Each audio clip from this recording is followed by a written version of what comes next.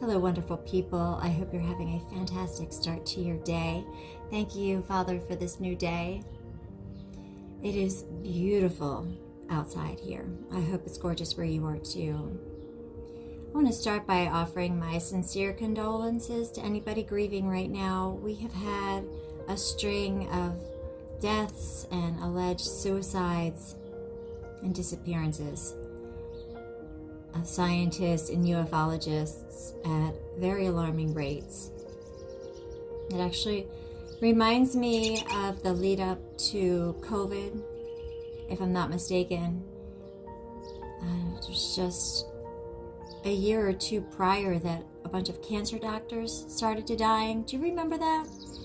And were disappearing. I'm going to have to look back into that because I think we all kind of forgotten about them and see if we could see any patterns, but there's certainly a pattern with the scientists that are dying and disappearing currently. A lot of them have worked for the government or with space-related projects. This is just the latest death, David Wilcock. And they're saying it's a suicide. It seems like this all started with Virginia Giuffre and Charlie Kirk, doesn't it? And it's just been accelerating in the last few months. Is it because something is coming up? Are we on the precipice of some sort of major event and these scientists would have blown the lid off of it? Is it some kind of great psyop? Do the scientists know how to stop it? Do they know something? They must know something. We're going to watch David Wilcock's last two podcasts. Not in their entirety. I would say definitely go in your free time and watch them in their entirety. They are very long. But I'm going to show you some of the highlights, at least what I think are the highlights, so that you can understand why nobody's going to believe this narrative that he died during a police altercation. This was a very benevolent man, a very honest, loving man. He was very fair. He believed in a creator and shared the teachings of Jesus Christ. Although he seemed to have practiced multiple religions, I'm not really sure, including some things that I personally stay away from. He had his own ideas. He would have been called a conspiracy theorist a year ago, but since the Epstein files have been released and we know that a lot of these theories have proven true, David Wilcock certainly was no conspiracy theorist. He wasn't afraid to express his opinion. He did so in a very benevolent and loving way. And no, I don't believe he would ever in a million years commit suicide.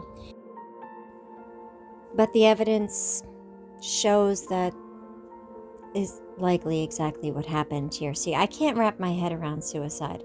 And I know the results, how crippling suicide is for those that you leave behind. But when you listen to David's friend Jude, in a few minutes, you'll hear him explain exactly what happened. We're going to hear from David's friends and families as well as himself. And then we're going to go ahead and look at his last two podcasts. We're going to start with his podcast from 10 days ago about crop circles. And he actually talks about the missing scientists as well. And then we're going to watch his final podcast, which was about Trump and a pathway to peace and his hope for the future, as well as the possibility that Trump could be the Antichrist. So, again, my sincere condolences to anybody who is saddened. We have to honor David Wilcock and the others by carrying on their mission, their knowledge, carrying on David Wilcock's, search for the truth, but really what his mission was to spread love and to keep us elevated and on the righteous path. So please, I ask that you continue to pray for our scientists and our truth seekers and these ufologists and anybody that might be in harm's way, because I do believe that the United States government is, well, they're doing what they usually do, which just seems like they're doing it a lot more frequency now. And spiritual attacks may be ramping up too, I really don't know. But I do see the pattern, and I do believe that we need to continue to pray. A lot to think about, a lot going on, but we cannot be discouraged. We have to carry on with, again, David Wilcock's mission to spread love and to keep people elevated, raise people up. So God bless you, David Wilcock. God bless your family, and God bless all of those who are suffering right now and grieving. Father God, please provide them with as much comfort and peace that they need, with all the love and support. We ask this in Jesus' name we pray. Amen. And please, we might as well pray for protection while we're here too, right? Protect all of us. We all need to pray for protection, Father God, please. We come to you today with grateful hearts. We thank you for all of our many blessings. We ask that you please protect us, Father God, as we go about our day. Protect us from all harm, evil, and illness, and provide us with discernment. In Jesus' name we pray, amen. We never truly know what another human being is going through in this world, and we certainly cannot control them. But what we can control is what we put out into the world, our intention. Our grace, our mercy, our compassion, our understanding, and respect of others.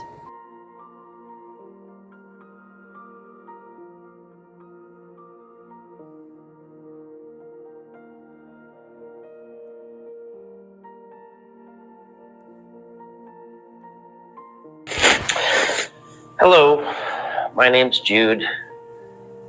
You may have seen me briefly in some of David's videos that he would post on his weekly show, or hear him name drop from time to time. I'm one of the closer friends that he kept in his intimate circle. There are a few of us, and I'm going to talk about some of the other people in that circle later in this video. I am going to read some things off my laptop. The past few days have been incredibly difficult. I know for you all, as well as for the family, obviously, his mother, his father, and his brother. I've been in contact with all of them, and they are doing okay, as well as you could in a situation like this. They're incredibly resilient, beautiful people, just like David. And I've worked closely with them to make sure that the words I say today and fall in line with their wishes as well as David's. Today I'm going to be reading statements from the family and also from David. Believe it or not, the big mic drop here, the big bombshell, is David actually did write a letter. Some of the details of what happened, I want to skip out of respect to the family. We will go over an event timeline. I'm not sure if it's going to be in this video or in another video, because I'm still piecing that together along with another good friend of his. I was the last person to talk to David on Monday morning of 4/20. But there were certainly many conversations leading up to that day. You're all aware of what a great show Sunday was. And I'm going to address some of these topics because there's been a lot of speculation, a lot of internet rumors. The truth is, I haven't watched any videos from anybody else at this point because I just wanted to work with the family. So I guess I don't even care what other people are saying. did hop on the live chat of his last of Sunday's show. And a lot of, obviously everybody's hurting. There is a lot of speculation. And I'll just say right now, we have pretty conclusive proof, written proof. I personally talked to one of the sheriffs at the scene. I've talked to his brother, who talked to the coroner. We have a statement letter, both from David's brother as well as David himself, literally left a message for all of you, his community.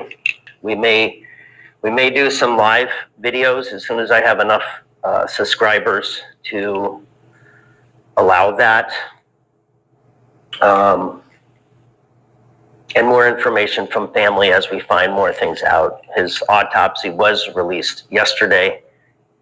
And it is confirmed David is no longer with us. Nothing incredibly conspiratorial or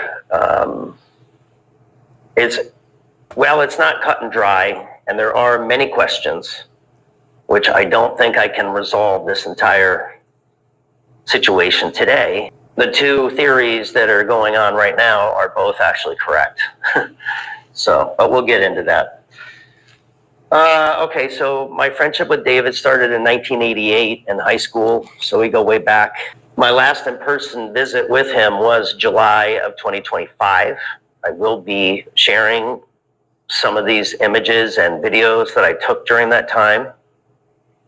It was a really beautiful time. I got to see him in Nederland, Colorado. We spent time talking, hiking, and actually digging for gems, of which I brought one with me today, just because it's near and dear to my heart, and to have some of David's energy with us today. He was actually collecting all these gemstones for you guys. He was planning to give them out at one of his launches or events. So we spent literally days digging them up from his property, and then actually cleaning them and purifying them so they would be in a beautiful state to be able to use for you guys. It was interesting because the timing of that visit was when the real spiral started with David. and it was synchronistic because we had the day before, he got some letters involving some legal issues, which I'm not going to get into some of those specifics of business dealings or legal issues. But he did have a lot of incredibly nuanced and complicated events happening in his life that seemed to pile one on top of another and made it seem like it was an insurmountable task for him to continue his life. And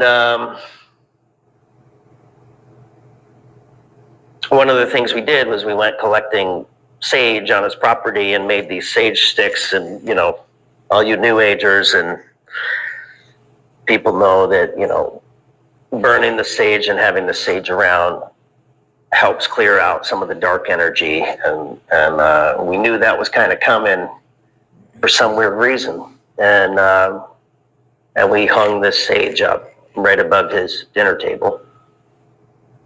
And the next day he gets, you know, a really negative letter concerning some business dealings and just more stressors in his life. The reason why we feel so kind of adamant and sure about some of the things that went down is he spelled it out and he told us. And I talked to David every single day from July up until the 20th of this month. We spoke every day. sometimes hours. There's another friend who may come and do a video, may speak, or may not. He's thinking about it. But he clocked a lot more time than I did. He was on the phone for hours with David every single day. And David even mentions him in some videos too, because he's very sick and bedridden. So he actually had the time to talk on the phone with David every single day, sometimes for 8 to 10 hours. I know that sounds unbelievable, but I wasn't the only person in David's circle during that time. And so other people get credit for kind of helping them and coaching them through this rough period. And it's his other friend is his mother and brother. We're all instrumental during this period. I'm going to read the statement. Basically, the two things I'm going to read for you today did just become public information today, I believe, and I will link to it in the bio. From the Boulder County Sheriff's Department, I believe, because his brother released the final draft version today of their obituary statement, and also released an excerpt of the letter. I have the letter in its entirety. Only I'll read it to you because there's a redacted, and I can post these later too if people want to see. But there's only a section of the last will and testament letter that was meant to be public, but I will read that for you guys. I'm going to start by reading the family's statement. David Wilcock took his own life on April 20th, 2026, after a long struggle with depression and overwhelming financial debt. His family and chosen family hope this loss encourages more focused attention to mental health care access. David was born March 8th, 1973 in Schenectady, New York. During his childhood in upstate New York, he was a curious, sensitive, introspective child, drawn to reading, science, research, and questions about how the universe works. He spent much of his time journaling and developing a vibrant, imaginative inner life. He laughed easily and had a big heart. He loved animals, meditation, music, journaling, scientific study, and lemon cake. From childhood, he had a deep curiosity about telepathy, lucid dreaming, the occult, palmistry, and predictions of Nostradamus. So these are, I'll just say a personal note, this is around the time that I met him, because he got me reading many of the books that would kind of open my mind when I was that age as well. We met in, I think it was the summer of after we had finished 9th grade, going into 10th grade. So the summer after 9th grade. Like many young people, he experienced painful periods of struggle and difficulty. David grew up in a close-knit family that cherished music and art. He was in his first band as a teenager and played many instruments throughout his life. The first band that I was in with him was called Jude and the Sewer Rats. And then later the name was changed to the Sewer Rats.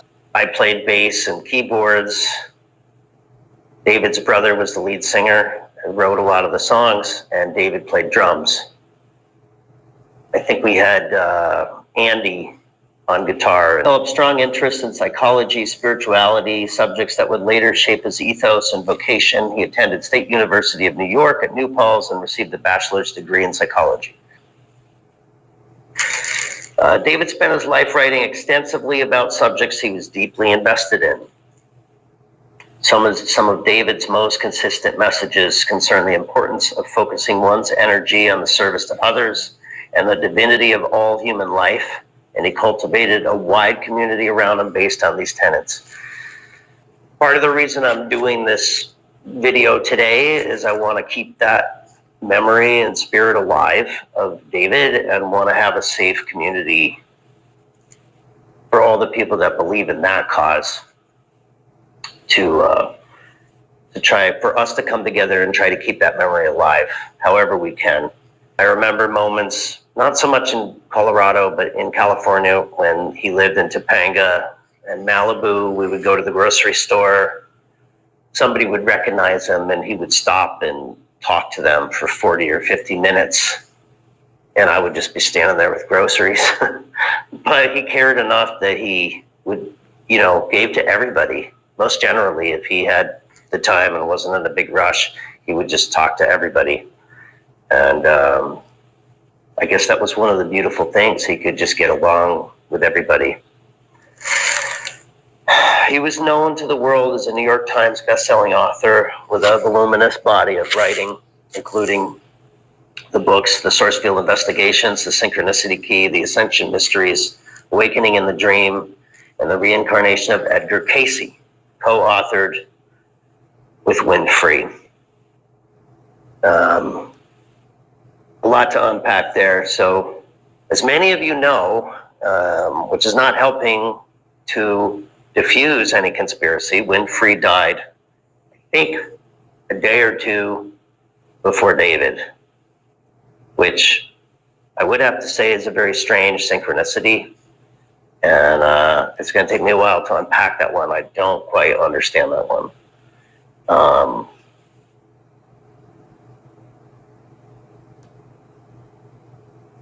David was widely known as a media personality, a lecturer examining issues such as UFOs, UAPs, and the paranormal. But this only tells a part of the story of a life that, like any other, unfolded through internal struggles, evolving beliefs, and a quest for meaning. David lived in a time shaped by the internet, and he himself shaped a segment of it. This powerful medium of communication magnifies both connection and confusion. Ideas travel quickly, expand logarithmically, and reshape thought structures. In remembering David, it's important to hold more than one truth at once, that some of his work raised concerns about misinformation, that he was also a person who was on an eternal quest for clarity.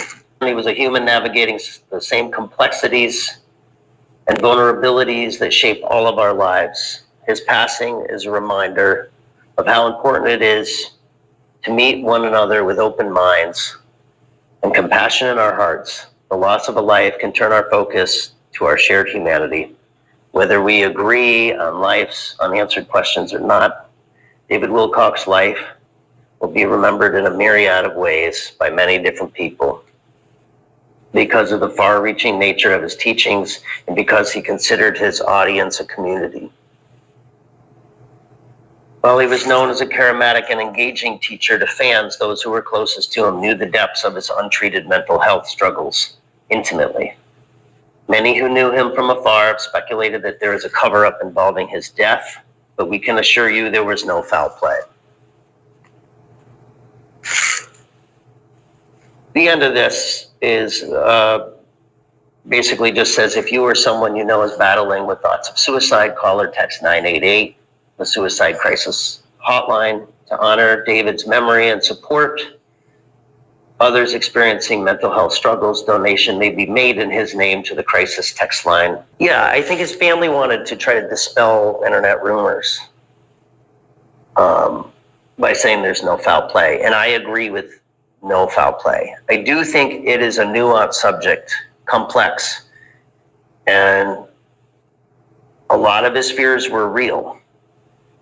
And there are some odd synchronistic events that will unfold in the timeline that we can talk about. Don't think it's a conspiracy, but it's certainly a dialectic. We talked over, David and I, and some of my study partners have been talking about the word like dialectical, and the difference between the dialectical and paradox, and that two things can be true, generally opposite but true at the same time. The dialectic is when we don't resolve them, we just accept those two situations and live within them. So yes, you, the audience, are correct when you looked at David's last show and said, you know, he was making anti-self-harm comments on his show. That's true. He did make that, and he was staunchly opposed to, he knew the spiritual and karmic implications of taking one's life. He was well aware. We discussed it many times. Let me read David's letter to you guys, and you can decide for yourself. Again, I believe this went public today. I will post a link. So there's substantiation, and moving forward, I'll be able to pop up so you can read what I'm seeing on the laptop. I don't have a board switcher right now, so I'm just running on kind of a lo-fi operation here. This is an excerpt. I mean, if you want to know all the background information, we can get into that later. But basically, in one of the last conversations I had with David, he had disclosed to me that he had written this important letter and sent it to his lawyer. This was the lawyer for, I believe, Stavati and maybe some of his other business holdings. I'm not sure. I never met the lawyer. He never told me or disclosed to me what was in. He never disclosed to me the contents of the letter, but he was worried about the contents of the letter, and he was worried about what his lawyer might interpret it as, or worried about his lawyer's response. I'll read what his brother Michael released to the public. Okay, here's the final portion of the document. I'm going to start with that because he talks about, this is from David. I also ask that this document remain confidential to preserve the security of the names, situations iterated herein, apart from portions of the last paragraph on the first page, if appropriate. I hope that this serves as a valid outline for path forward in the event that I was lost, comma, and that I have your forgiveness. I feel I have done the best I could do in a very difficult situation. And then he signs this. And it's David Wilcock, Saturday, April 18th, 2026. And this is the part that he wants you all to hear as his family and audience. I do deeply apologize to everyone if something like an accident ended up happening. Thank you for loving me. I feel I have done the very best that I could. My health has collapsed from poverty, starvation, and disease. I have also now almost completely run out of money. I did my very best to keep on going for as long as I could.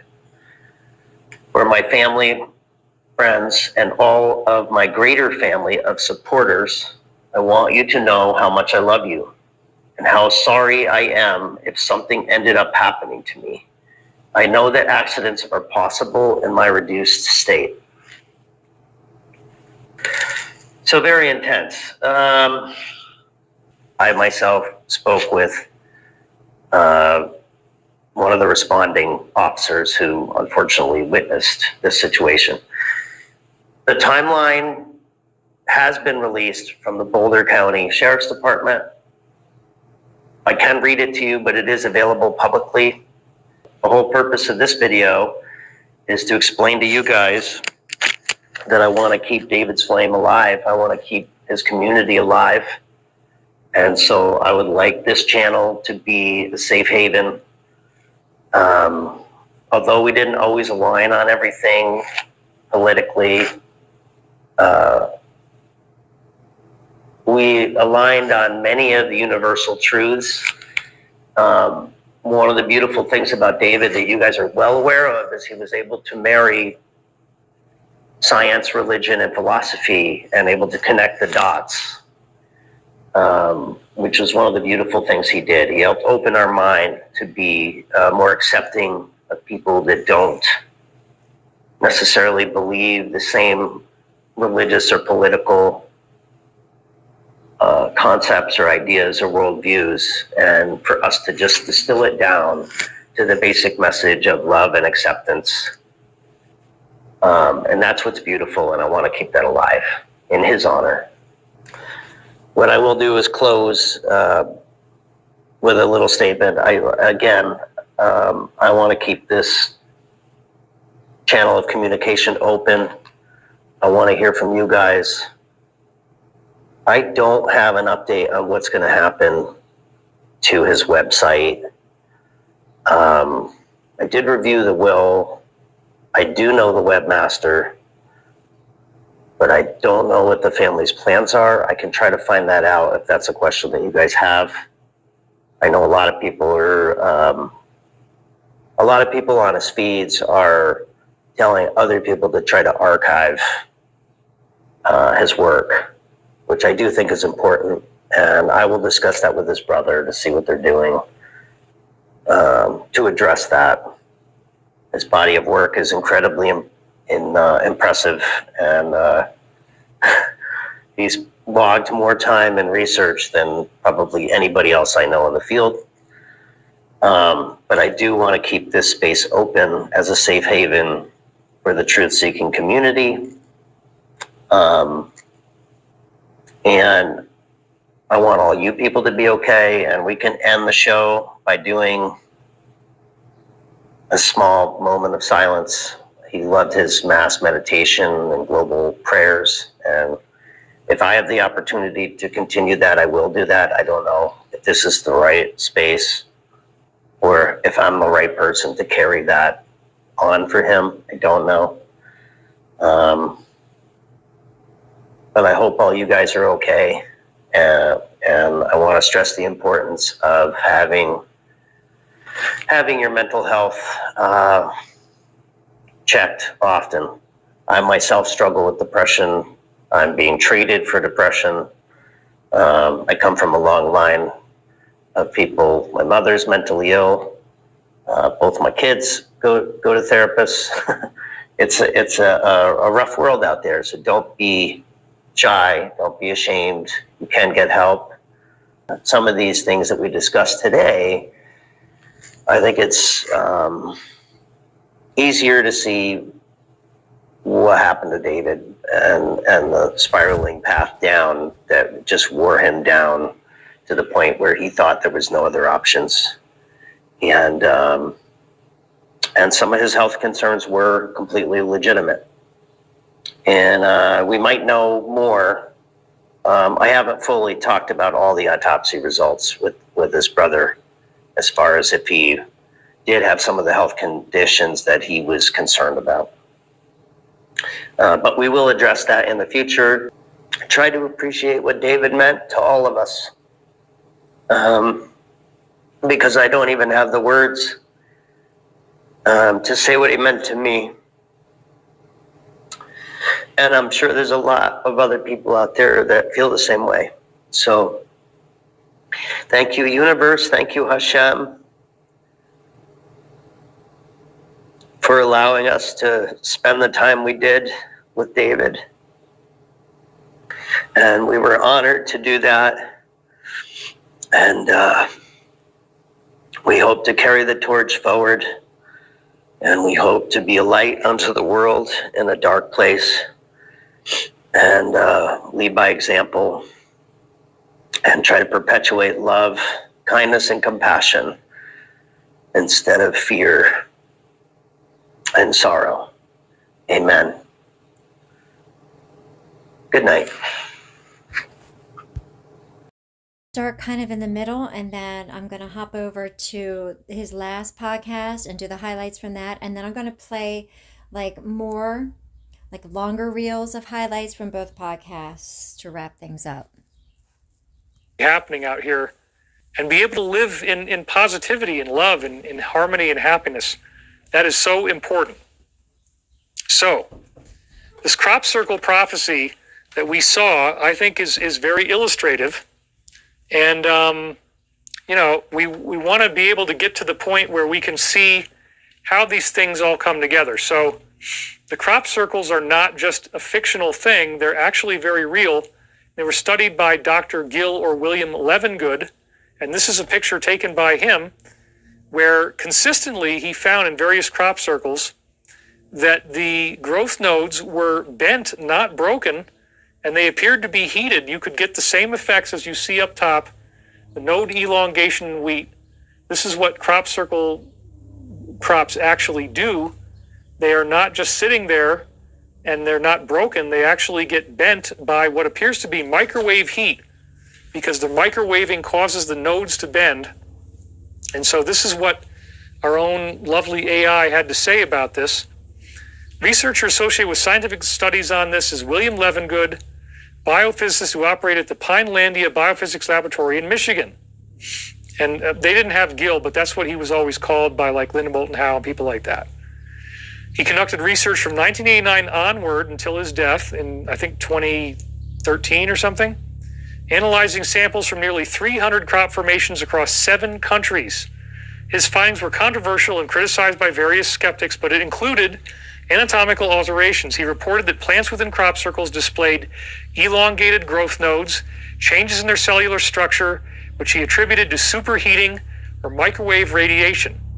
Magnetic anomalies. His team, including Nancy Talbot and John Burke, found magnetic materials in the soil and seeds that grew faster or showed structural differences compared to control plants. One of the things he found very consistently was that the soil was dry and crumbly, and it was like the water was being pulled out from the ground to be able to dry out the crops so that they don't burn when they're being hit with obvious microwave energy. That's pretty wild. That's part of what he saw. So it says here that he passed away in 2013. The skeptics always are going to come after people, so they said his work lacked double blinds, relied on circular reasoning, pun intended, right, because they're crop circles. I thought that was funny. Could not be independently replicated. Natural factors, man-made hoaxes. Okay, fine. But wait a minute. Man-made hoaxes or natural factors, that doesn't really add up very well because of the long-term data that we have. So I want to show you this again. This comes out in 1678 in Hertfordshire, England. It says the mowing devil or strange news out of Hertfordshire. If you look closely at the bottom, it says 1678 there. This is what it has to do. It says, upon the mower asking too much to mow down the crop, the farmer swore the devil should mow it rather than he. So this was somebody who had a crop, and he said to a guy who wanted to, chop it down for him, you're asking me for too much money. I don't want to pay that much. I'd rather the devil, he probably yelled and screamed out. You guys always want angry daddy, right? So we'll give you one right now. You think I'm paying $700 for you to get out there and mow my gosh darn crop down? I have had it, and I'd rather have the devil himself, oh my God, come and mow that crop down than you, because I have had it. Don't you dare come over here and think you can steal the hard-earned money that my family worked for many, many generations to earn just so you can mow down your crops for me at some absurdly overinflated price that I frankly think is ridiculous.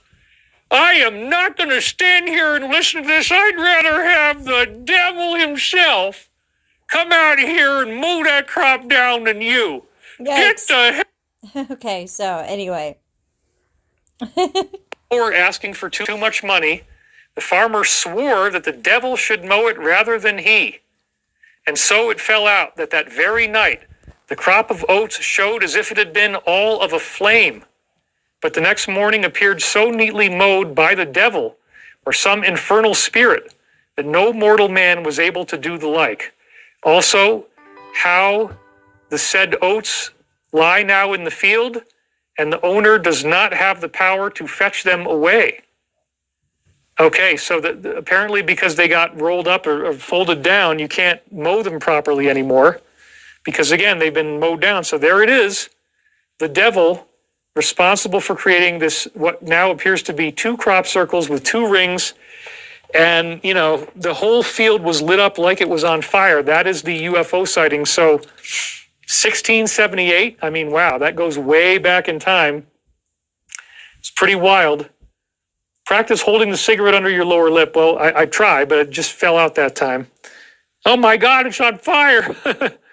Anyway, this formation, these crop circles have been documented for over 1,200 years.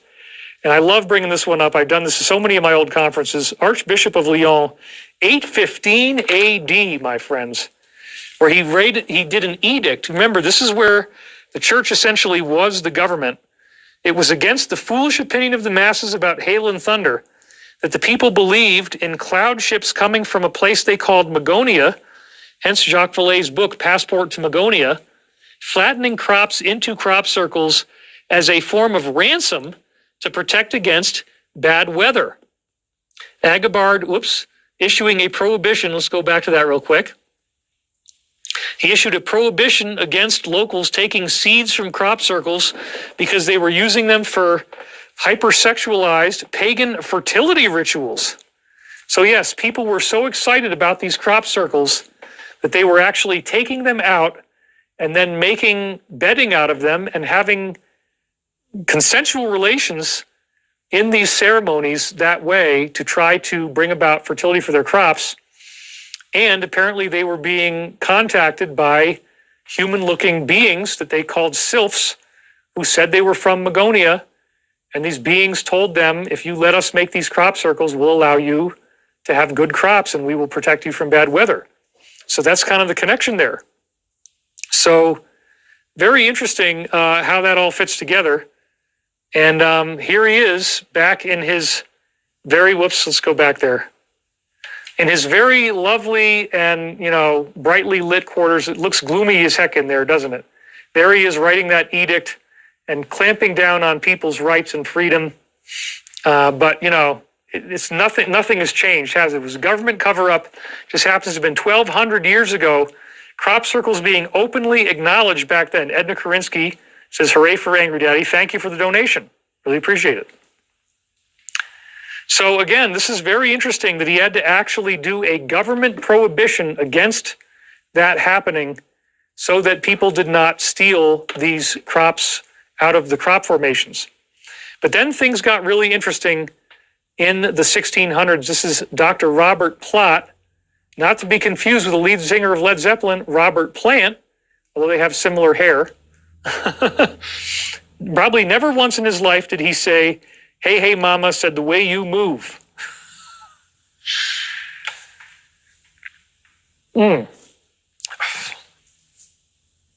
Anyway, Robert Plot, you get it. Sometimes people would laugh when I did that joke in front of conferences. Sometimes they didn't. It depended. But he was a scientist. He didn't always get things right. He thought this was the junk of a giant. Yep, that's right. And it's not exactly that type of something that you would associate with bone. Got to be very careful to make it family friendly here. But I had a lot more fun with this in front of audiences. But yeah, this actually turned out to be the hip bone of a dinosaur, femur. But he thought that it was actually like fossilized junk. You can see it kind of looks like that, but uh-oh, that's right. People are laughing. Got a lot of laughter icons coming in on that one too. Anyway, Robert Plot lived in southern England, and he started to have these crop formations appearing on his land, and he started to document them, and he actually drew diagrams of them. So here we go. This was like a spiral. It says it was at Awfully Hay in Slindon. And then we had one that looks like the ear, and then down here we had a square and a circle. So sure enough, the one on the right looks like it's an ear, like it's telling you that you got to listen to something. You see that. There's even like a sound wave going in. And then you see that cone next to it. That's because he felt that it was a conical shape of wind that actually brought that about. And oh my gosh, we had another $100 donation. You guys are really being great to me today. I'm so grateful for you. Karina Holm, $99.99, says, sending love and light to all beings, focusing on the highest and best good for all. Thank you, Karina, very much, helping make this a happy day. on the air for me. Really, really appreciate that. It's awesome. I can't find this one here with the Trump on his page anymore. I don't know. It's weird. I think probably it's unspecified. And again, maybe what they want to do is get this war dealt with first, get the peace treaty first. After the scare event, then we get disclosure. That might be better timing. Right now, we still got to keep the pressure on. You don't want to go off in this other direction just yet, because you can't undo this disclosure. It's only going to happen once. You better do it at the right time. So I kind of get it. Okay. Yeah. You don't want to just... So here we go. He says he is looking forward to what he has seen in classified UFO briefings that he made public next week. So Midnight Mark is saying, hey, David, you're scaring the heck out of me. Can we get a little levity break? Love you, brother. Let's keep it positive. Well, again, despite these briefings and saying that you're going to stay up at night, I very firmly believe you got to look back at the Fatima prophecies. That was Mother Mary in a flying saucer flying around. And, you know, we have Christian entities that are showing up in this capacity. I don't want you to be afraid.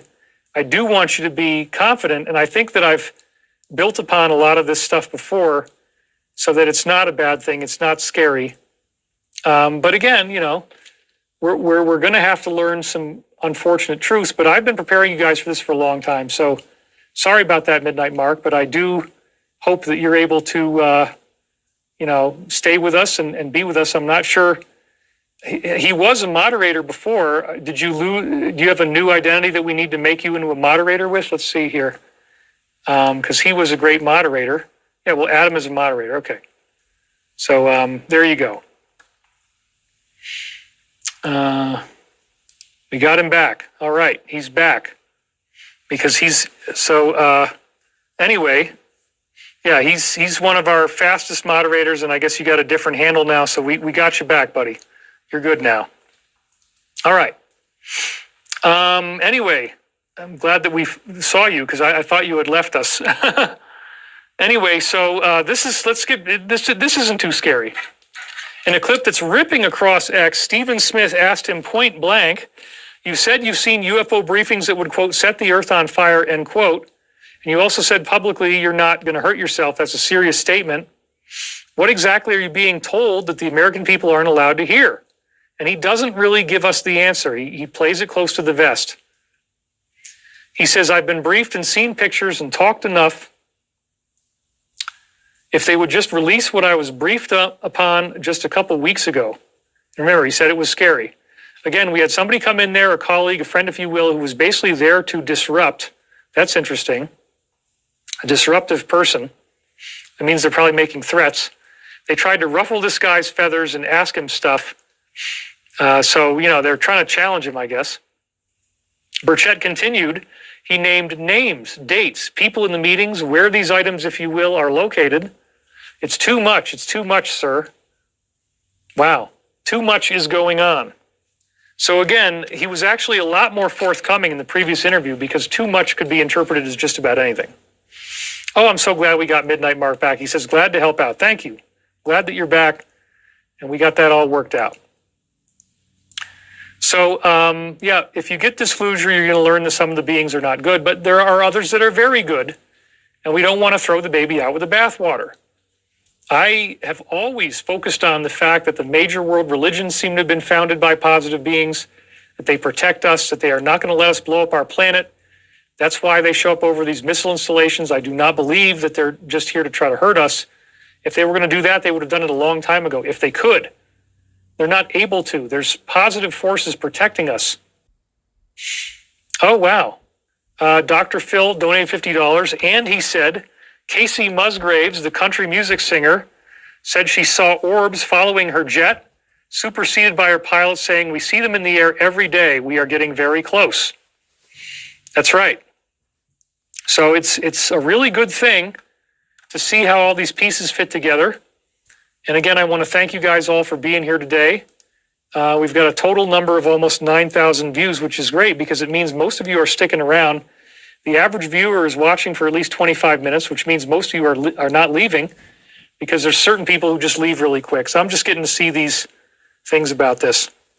Anyway, Deborah Roulette says, Midnight Mark, the truth is always scary. Know that everything's going to be all right, as David has said. Believe in what we are stating. Yeah, I believe that too. Evans Dolina says he sent 111 to the website. Thank you very much for that. Really appreciate that very much. So yes, this is really interesting. He says too much is going on. He doubled down on the only man who can break the logjam. He says the president is the guy to do this. If anybody can do it, it will be him, and he will disrupt with this. And yeah, I mean, I think if we could get that to happen, and if he's the one who does it, what a great thing. It's really going to change the game. Again, I got to be aware of my keywords because, you know, you got to think about all that stuff. But that would really, really make me happy. And, you know, let's just really hope that he can get this to happen because, man, it's going to change everything in such interesting and dramatic ways, and I cannot wait. I really can't. And I had a conversation with folks at the White House today just about that. Woohoo! Hopefully some things will be coming out soon, he added. Okay. So then we had Rogan, and he delved into the issue of the missing scientists. This is another interesting thing. He doesn't believe it's a conspiracy theory, and his guest is warning that this could be an apocalypse. We're not going to get too much into that. Rogan encourages his listeners to confront a pattern the establishment would rather bury. Scientists with access to game-changing space, nuclear, advanced energy secrets are dying or vanishing at an alarming rate. Yeah, I know. I got to have great bravery to come out here and do what I'm doing. Believe me. We should look into the religion of the scientists who have died or are missing. People have to understand this missing scientist thing. It sounds a little conspiratorial. This is Joe. Sounds a little silly, a little tinfoil hatty, but he clarifies one of the big things.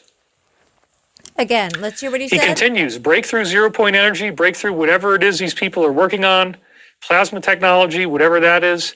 You would lose if you're in whatever business that would be competing with them. That's right. You're going to lose so much money. You're probably going to go under. If you're in the energy business, you're going to, or he goes away, right? There it is. That's a big, big part of this, threatening the powers that were. He paints a vivid picture of the human cost. Mystery around dead or missing scientists privy to space and nuclear secrets is growing. They've got it up to 9 now. And, you know, it's pretty compelling. Imagine being a scientist. You work so hard to figure out some amazing stuff that's going to transform the human experience, and then people actually take you out. Literally like in a parking lot, something that is silenced. So sad. That is happening. Apparently, I mean, we've heard about this. It's nothing new. This is stuff that we've heard about in the canonical UFO field for many, many years. It's just that now we're really, you know, getting somewhere with it. So, you know, that's all. It's sad, you know, but we definitely have all this stuff that's going on. It's very, very intense. The comments land just as fresh scrutiny hit the 9th case in the growing list. Michael David Hicks, a longtime research scientist in NASA's JPL, worked on the DART asteroid deflection project and planetary defense initiatives with direct national security implications, died at age 59.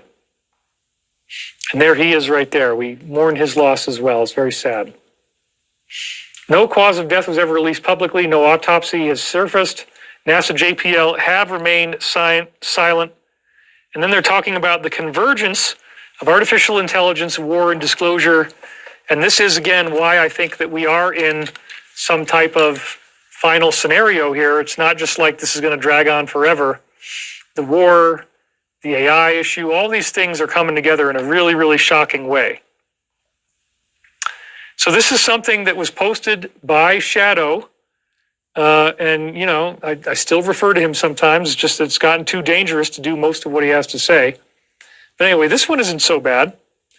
Data centers are rapidly being constructed across the country, driven by the need to support expansive digital networks, which are, so he's now saying, capable of doing monitoring and analysis of movements, financial activity, and behavior. An engineered energy crisis is expected to emerge with these developments positioned as a predetermined solution. Well, that's pretty scary. So maybe all the idea of, oh, you can make these beautiful videos and everything was just a ruse. And the idea of, oh, you can talk to your chat bot to get these systems in place that will be way more powerful and effective at keeping track of us. And again, I don't think we're on a negative AI timeline that's going to actually work, but that shows us from a direct alliance source that that's what they're working against, that's what they're worried about. So yeah, we're definitely in a very powerful moment of space and time. I want you to think about the big picture and what we really know, because all these elements are converging. We got disclosure, we got this huge war, all these things. I do not think this is going to stay like this forever. I do think we're going to get through this. I do think we're going to be okay. And we just have to stay strong and stay true to our core principles, things that we know really matter and really count in the universe. Don't get lost. Don't get stuck in negativity, because that will just drag you down. And we don't want that to happen. We want to be positive. We want to get beyond our own limitations, find out the truth, get to the next level of what's really happening out here, and be able to live in positivity and love and in harmony and happiness. That is so important. So this crop circle prophecy that we saw, I think is very illustrative. And because of the long-term data that we have. So I want to show you this again. This comes out in 1678 in Hertfordshire, England. It says the mowing devil, or strange news out of Hertfordshire. If you look closely at the bottom, it says 1678 there. This is what it has to do. It says, upon the mower asking too much to mow down the crop, the farmer swore the devil should mow it rather than he. So this was somebody who had a crop, and he said to a guy who wanted to, chop it down for him, you're asking me for too much money. I don't want to pay that much. I'd rather the devil, he probably yelled and screamed out. Let's do, you guys always want angry daddy, right? So we'll give you one right now. You think I'm paying $700 for you to get out there and mow my gosh darn crop down? I have had it, and I'd rather have the devil himself, oh my God, come and mow that crop down than you. He's silly. Maybe there's some positive thing going on. It could be. That's all I'm saying. And with the World War I imagery, we also invoke the Fatima prophecies again. Mother Mary flying around in her little flying saucer, grandma's car, taking a nice stroll in 1917 in front of the people of Portugal in 1918, as they were going into World War I, telling them, please don't blow up the planet, and then showing them this gorgeous light show in the sky. I thought that was like a psyop or something. Kind of like preparing for the fake alien invasion. I don't know. I could be totally wrong. And the 90,000 people were soaked to the skin, and all their clothes became dry. Everything got dried out. It's really, really intense. So all these images are implied. The World War I invokes the Fatima prophecies. It's a very beautiful formation, isn't it? And we're seeing different pictures of it now from different angles, looking farther and farther away.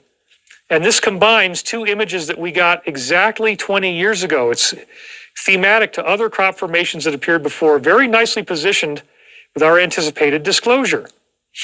This appeared in Germany, and it also repeated two crop pictures in England, Lane End Down on July 10th, 05, and Wayland Smithy on August 9th of 05.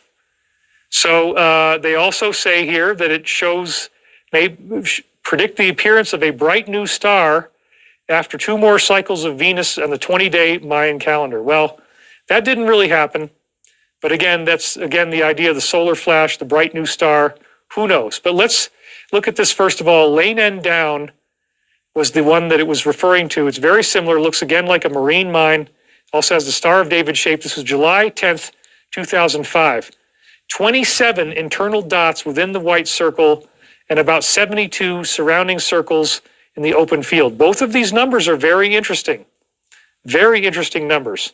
27 dots and 72. Let's talk about the 72 first, because again, this could be symbolic of the precession of the equinoxes, where the Earth's axis shifts by 1 degree every 72 years, and you add that all up, and when you have 360 degrees in a circle times 72, you get to 25,920 years.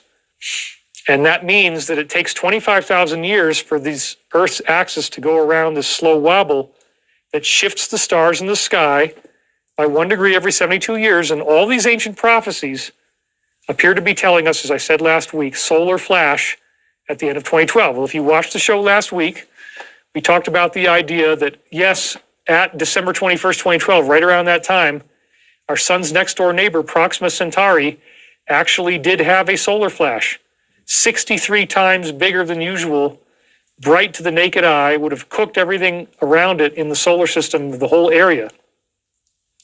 It's pretty freaking amazing how this all works and what we're really seeing here. So again, my God. All right, Command 0 and then Command plus. My God, I've got it down to a science now. If I make that accidental mouse control, it's just over in no time at all. So again, very, very cool stuff here. Frieden means peace in German. Oh my gosh, I didn't know that. That's really great. Thank you so much. That's even better. It's the peace crop circle. It shows up in the city named for peace. So this directly ties in with the Mayan calendar. 72 is one of the classic Mayan calendar numbers, associated again with the precession of the equinoxes, all that kind of stuff. And I believe disclosure and the Mayan calendar end date being very much related. It's also one number, 27, is one number above the magic Mayan number 26, which is the number they count by. But it also relates to the 27 spins of the tetrahedron, which is the Hebrew alphabet. It has 27 letters that look like 27 positions of a tetrahedron. Sure enough, this country is a central player in this conflict. And so this is what we see. If you want to redo all the Hebrew letters, the fire letters, you take this exact spiral shape, which you can hold in your hand, you put it inside a tetrahedron, and then you shine it on the walls of your tent, which is something in the Old Testament. They talk about that, the candle in the tent. You shine it in 27 different symmetry spins of the tetrahedron. You get all 27 letters of the Hebrew alphabet, which is quite something. It's related to the idea of Adam and Eve with the apple, the idealized apple, as you see above. That's the shape right there. This is, again, really, really interesting Hebrew mythology where their letters appear to be part of some advanced physics related to this tetrahedron with a spiral in it, which is really the basis of all this stuff. Star of David, the origin of the universe coming out of photons. This is fundamentally photonic, as we've talked about before. So number 27 being, again, very significant. Different letters of the Arabic alphabet also work for this. You can do it with Arabic, and you can also do it with Hebrew. So this is some of Stan Tennant's notes, as I showed you last year. Aleph, Bet, Gimel, Mem, Samek, and Tav. These are the first 6 letters. You just spin the tetrahedron in different directions with the spiral inside, and then you take the shadow and you draw the line over it where it's casting a shadow, and you get these beautiful Hebrew fire letters, all of the Hebrew alphabet emanating from this tetrahedron with a spiral in it. It's really, really fascinating. Deserves a much greater level of exposure than I have now. But again, this country that has these letters is very involved in what's going on right now. And it's showing you, again, the photon, the 27 spins, ascension. And remember that it had the lane end down crop circle that we saw in 2005 did have the Star of David implied in it. Okay, so that's very, very cool. The next one that it implies is Wayland Smithy, August 9th, 2005. Again, showing you extraterrestrials and disclosure, because we have an ET-style head with a pineal gland explosion. That's right. So there it is again. You see there's a face with a tapered jaw in the middle. You got the head. It's got a crescent inside of it. There's these kind of wings coming off the top. That looks like the monstrance. That looks like the Catholic monstrons that they use in rituals. If you look really closely, there is a pineal gland inside there. Monstrons. And so this again seems to indicate consciousness activation in a very, very cool way. And notice also that it has what looks like a Christian crucifix around the head. There is sort of like a cross there as well. So I believe this is really talking about the incoming Christ energy. Looks more, I don't know, almost looks more Malta. I don't know. Activating us to a higher consciousness, possibly related to the solar activity, possibly related to all kinds of things. And when you compare it to the original, it shows the similarities very nicely. This was done by JP. So, yeah, there's a lot of things to explore here. He was thinking it had to do with a bright new comet coming in, the 20-day Mayan Sun-Venus calendar. The second crop picture shows 2 dates of binary base 16 numbers in a 20-day, 52-year Mayan Sun-Venus calendar. First coded date of 13-10-7, matched the day of August 9th, 2005 when the crop circle appeared. So that's what all those codes were in the side, if you're wondering what that was about. The second coded date predicts when Comet 17P Holmes joins closely with Merfac in Earth's night sky, widely seen by everyone with the naked eye. And so now you know the meaning of 13-10-7, because each 52-year cycle lasts for 18,920 days. 2 full cycles of Venus until we see another bright new star in our solar system. Well, again, this could be prophetic of the solar flash. We're not going to deal with this again too much, but the point is the idea that it might be predicting some type of solar energy release. Also, to get to the next thing, because it's got so many layers of symbolism, the 46-year anniversary of the Apollo moon landing. That's when it showed up. And we just had what? We just had the first mission to the moon since Apollo that just happened. And this formation appears on the 46-year anniversary of the Apollo moon landing. And now here we are right in the middle of this standoff with the Strait, with the mines. And then this new formation that showed up last year that shows a World War I Marine mine ties back in with that. Yeah, it's very, very exciting, very fascinating. And it again reinforces an ET angelic connection. Another one of these shows us the same kind of thing with step pyramids. And again, this was in 2005. Very beautiful formation. The step pyramids like the ones you'd see in Mesoamerica around the top with the pineal gland in there. And it also ties in the Valiant Thor formation. July 22nd of 2011, we get the same kind of ET heads with the same kind of tetrahedral photon. And the head in this case has a visor looking like Gort from The Day the Earth Stood Still, which is the movie that revealed the story of Valiant Thor. The human ET visited us beginning in 1957, and apparently treaties with ETs made this movie come about. He comes out of the typical Christian flying saucer, and Gort is not going to let us make war on each other. So this is something we really need to take stock of, that being in the background turns out to be human. He takes his helmet off and he looks like this, and he gives a message to humanity that if we are going to make war, these higher beings will stop us. So yes, the government is going to see this as a threat. The visor opens up, the beam comes out, and then he beams out the military that's trying to shoot at him, and he won't let us make war. Here are the top 3 non-toxic pans. Wait until you see number 3. It's naturally non-stick. Number 1, stainless steel. He beams out the military that's trying to shoot at him, and he won't let us make war. And so this is, again, very correlated with even the ears that he's got on the side of his head look like the pyramids that you see in this image. It's fascinating, as I showed you before. So, yeah, this is very, very interesting. And the point here, again, is that the angelic ETs are not going to allow us to destroy this planet.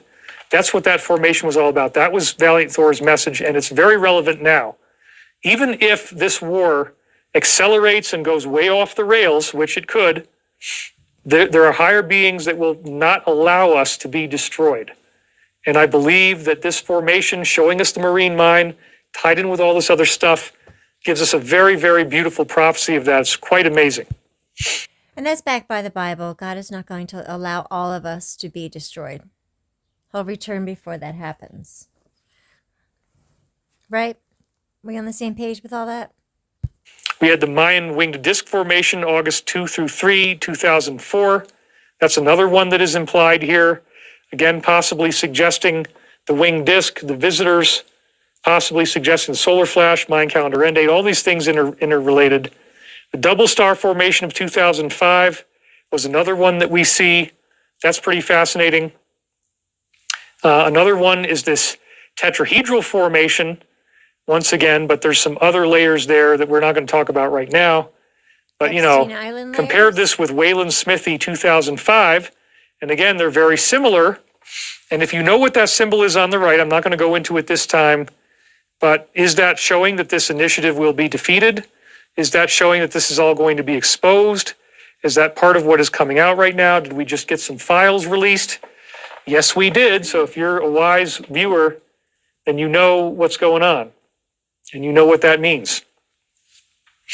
All of these themes are implied in the latest formation. Another one here, the Mayan Star of David, and that was August 13th of 2005.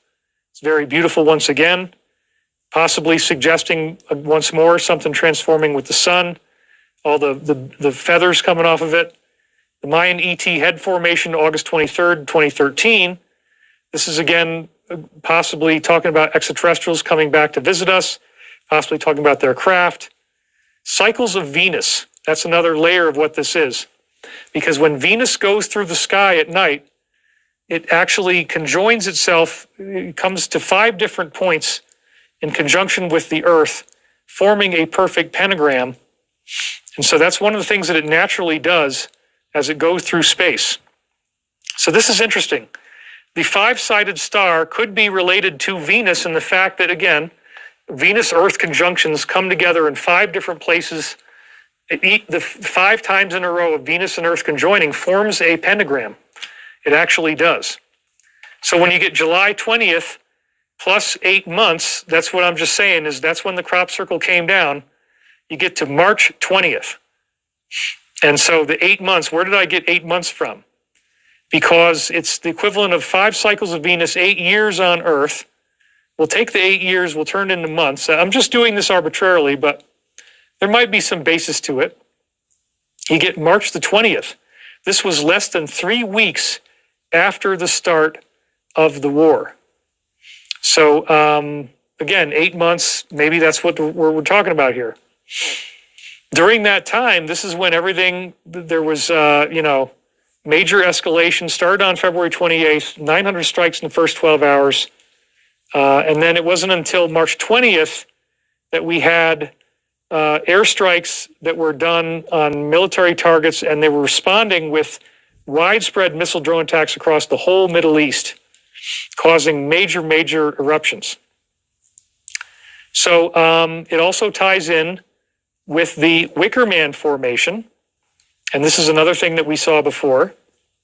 But again, I could go on and on with this. In fact, we probably have so many of these that we need to pick this up next week, because at this point I actually need to keep moving forward. So let's keep moving forward. And Paula Mignon says, can you show us new crop circles in the last year? Can we decode them? That's exactly what we're doing. That's exactly what we're doing. Scary, Stupid, Strange donated $3. Thank you very much. Let's see if I missed any. So, at this point, Charlie Winner, what if the 27 also points to next year, 2027? That's a good point. Also, the crop circle from 20 years ago, does that imply a 20-year time loop you spoke about before? Great show and amazing work. Thank you very much. Yeah, so we'll skip the Wicker Man thing for right now. We're going to jump ahead to, we'll do a little bit of it. We will get through this because this is very, very important. Okay, sorry. I just want to be clear. Hey everyone, big heads up. Paleo Valley's running a sale on all their meat sticks right now. You can get 30 sticks for $36. Just want to be clear. So, again, we see here that you can overlap the Wicker Man formation from England of 2025 with this formation. He's done that there, and you see that they overlap perfectly with each other. The stars and everything, the lines, the bars. So that's the Avebury one that we really need to look at here. And this appears to be, again, solar flash, orbs of energy coming off of the sun, transforming our reality. June 8th is when this came in. And then, so that's a very beautiful formation related to this idea of the Wicker Man. We'll talk about that in a second. Lane End down, July 9th of last year, ties in, or this was 2023, this was the main wicker basket formation, again, suggesting the sun, suggesting orbs, portals coming off of it. You see the sun there in the middle, very nicely stylized with all that weaving crop. And then the original wicker basket formation showed up in 1999, which has sevenfold symmetry, looking the same. And it actually looks like a woven wicker basket.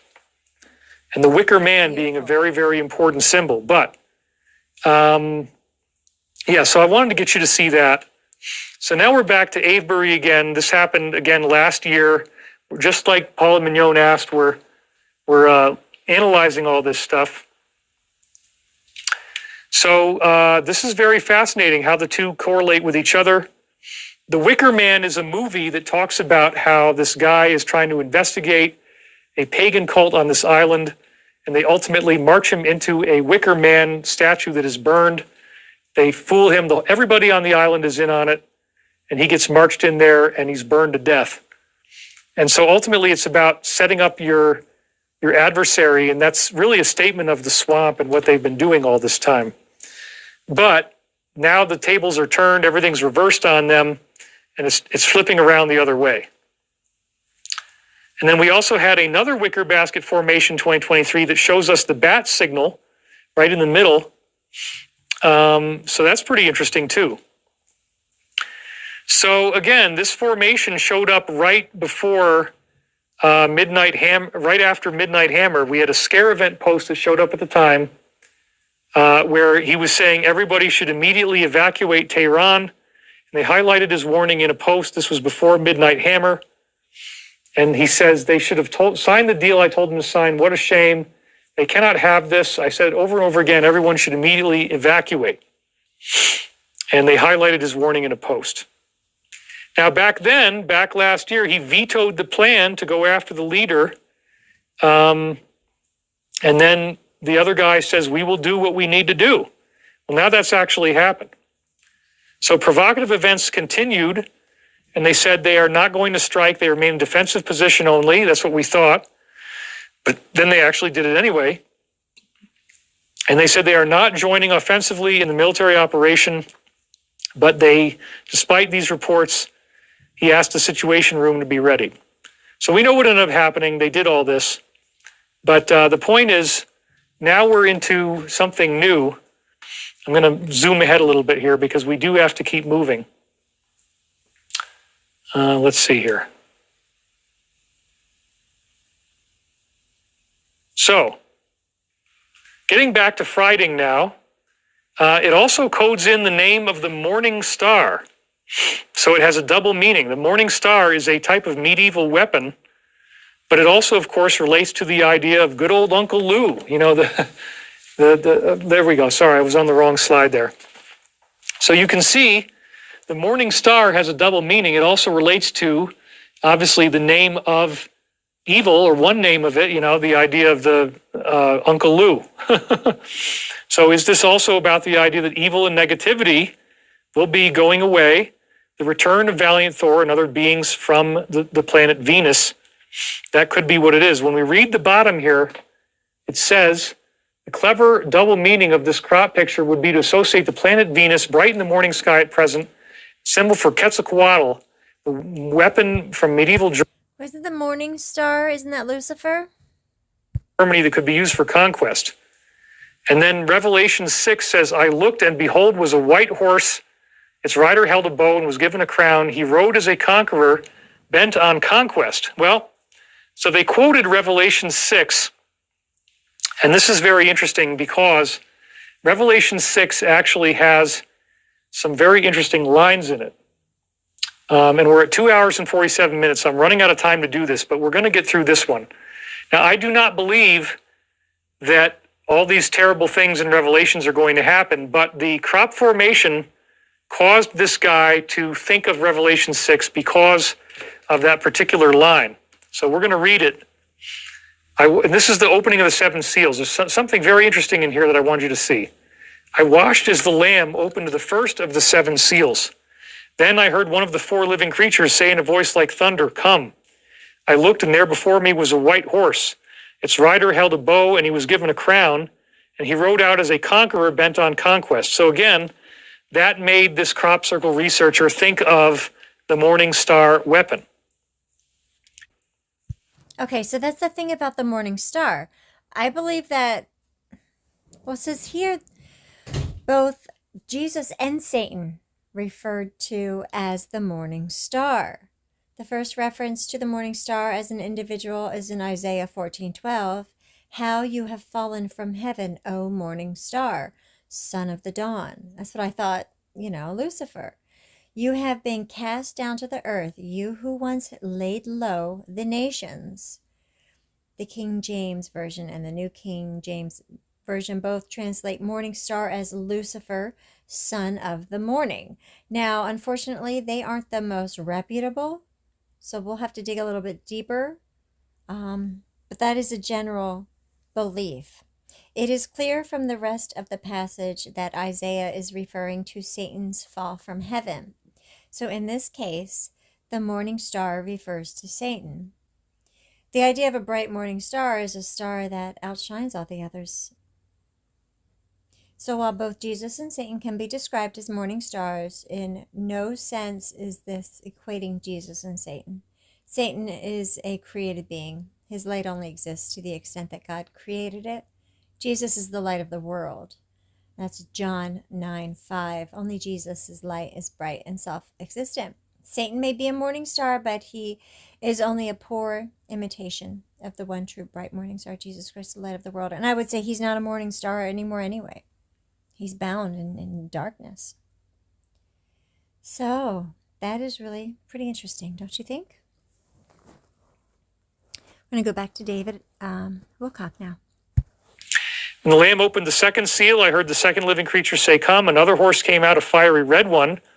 Its rider was given the power to take peace from the earth and to make people hurt each other. To him was given a large sword. So this is, again, talking about the negative and all the stuff that's happening right now. It's all symbolic, of course. The third seal, the living creature says, "Come." There was a black horse. Its rider was holding a pair of scales in his hand. Then I heard a voice among the four living creatures say, 2 pounds of wheat for a day's wages, 6 pounds of barley for a day's wages, and do not damage the oil and the wine. Do not damage the oil. So hold on. We have to see this up close. How interesting that it says, "Do not damage the oil." That was the point I wanted to get to on that. That here is this quote from Revelations, invoked by the crop formation, that this guy analyzed it and put it together, and it says, "Do not damage the oil."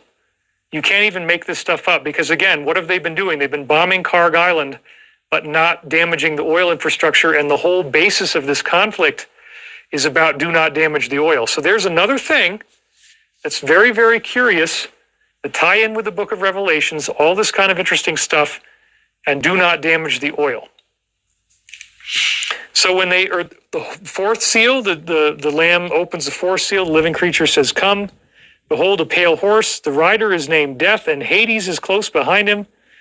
They gave power over a fourth of the earth to be killed by swords, famine, and plague, by the wild beasts of the earth." This could actually be reflective of what happened in 2020. We've already been through this. We already had a plague. We already had those kind of bad things happen. So this is all, again, prophetic of the times we're in right now. But do not damage the oil. Can you even believe that, huh? When he opened the fifth seal, I saw under the altar the souls of those who had been slain because of the word of God and the testimony they'd maintained. They called out in a loud voice, "How long, sovereign Lord, holy and true, until you judge the inhabitants of the earth and avenge our blood?" Well, yeah, there's a lot of people that are looking for that who probably did pass on, and they're waiting to see justice come about. Each of them was given a white robe. They were told to wait just a little longer until the full number of their fellow servants, their brothers and sisters, ended up going just as they had been. And again, this isn't literally like everybody's going to have to leave. I'm not saying this is literal. This is all very symbolic.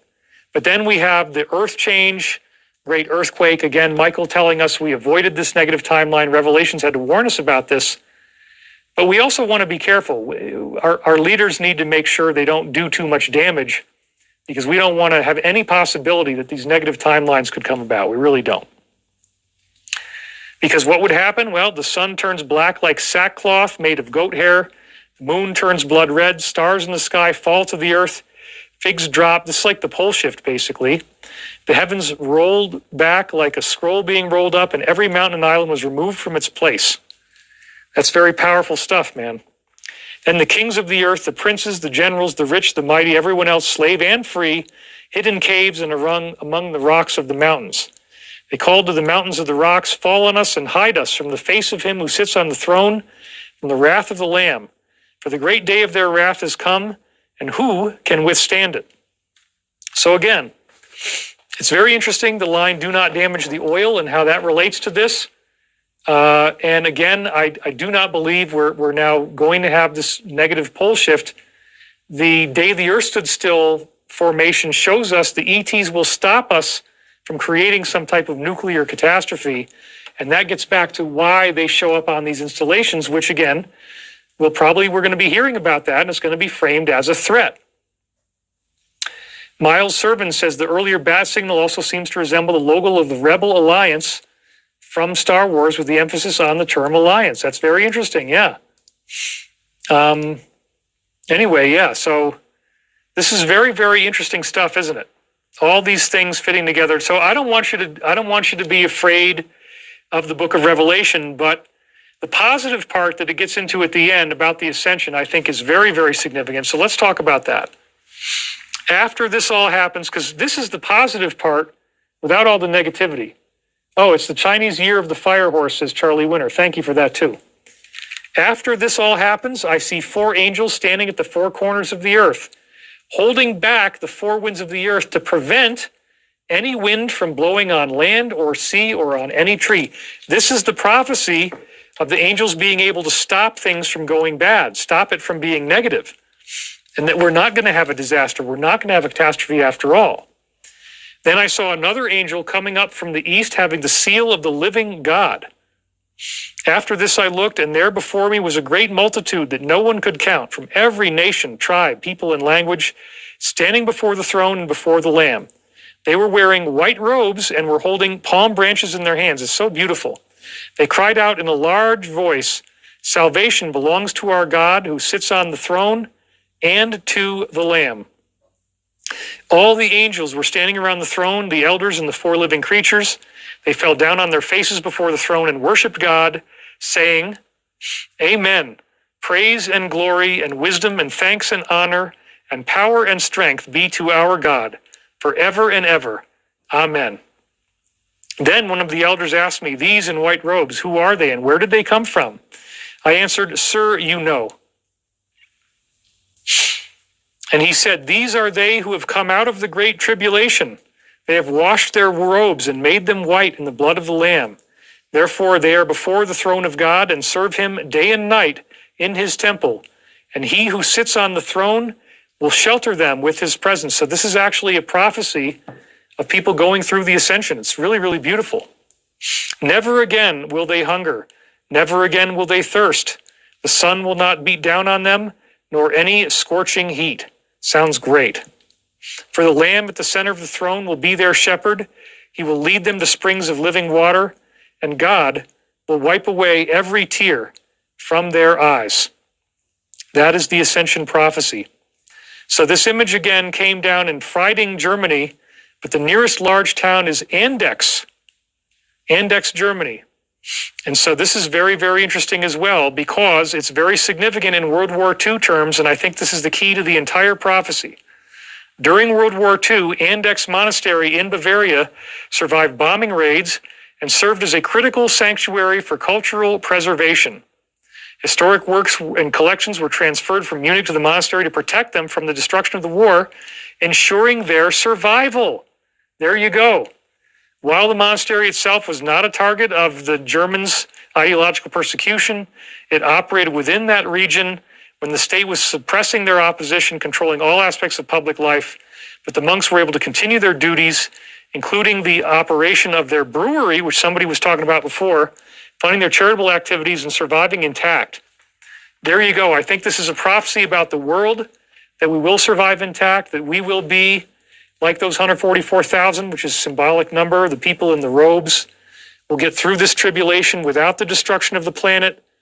The winds will be stopped. The earth will be saved. Do not damage the oil. Isn't that hilarious? I just couldn't believe it when I saw that today. I was putting it together this morning. What are the data centers? Yeah, I mean, it's an instrument for potential control. Very, very concerning on that front. But again, the monastery escaped the extensive damage suffered by many German cities during the war's final years, housing valuable artifacts evacuated from Munich, acting as a repository for their Bavarian heritage, and then saw a resurgence in religious pilgrimages, particularly from exiled Silesians seeking the relics of their patron saint, St. Hedwig, arriving in 1929. So again, this strongly suggests humanity will survive. I went to Wikipedia. Here's an image of this beautiful monastery from Traveler 100. Looks like a very, very peaceful place. They've got some gardening going on there, some beautiful terracing in the background. Just looks like an absolutely pristine paradise. And so that's really, really amazing. And the Bible does describe different timelines. It says, where two or more, two will be walking, and then there will be one, two in the field, then there will be one. So we could actually end up seeing, in the aftermath of disclosure, in the aftermath of these other things happening, some type of very decisive shift that I find is incredibly fascinating.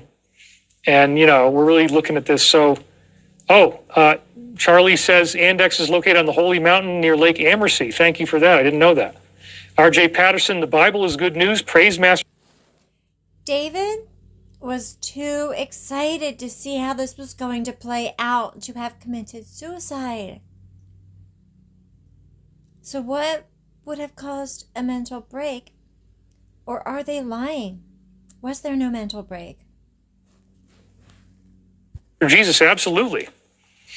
So, that's a very, very fascinating thing that we have to look forward to there.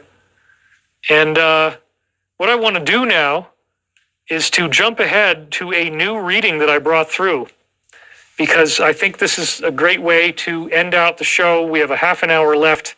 We can get through it in half an hour pretty well. We just have to kind of not read it really slowly, but this is something that, summarizes all the data that we've got. It came out last week is when I first started, or no, that's not true. I did this last week before I knew what was really going on, but anticipating we might have trouble. I just asked for clarity and guidance and tuned out my conscious mind, went into meditative trance, and developed this very beautiful set of words for you. So I think this is really, really interesting. So the revelation was a beautiful one, and now we're going to read this too. And this is, again, inspiring us to get through all the negativity that's happening right now and not be bogged down by it. Here we go. You ready for this? This is great stuff. Arise and shine, brothers and sisters of the light. Remember your calling, the commitment you made to come to this world before incarnation. You are living through a time of extraordinary challenges and upheavals. Do you rise to meet the calling of service that appears when others are in such great need? Or do you rest in the discomfort of silence? It's a very poignant question, isn't it? I am only human. What can I do about these upsetting things? Many indulge in such thoughts. To reach out to another in love, service, and healing is to approach the self and close the circuit. Life wasn't meant to be stressful and difficult. We bear these burdens together, sharing the ups and downs, the joys and disasters, and living in the truth of our purpose. We had Stephen Brixey donated. He says, a U.S. Army veteran, thanks you for your service. Thank you, Stephen. Really appreciate that. Let me take a drink of water here.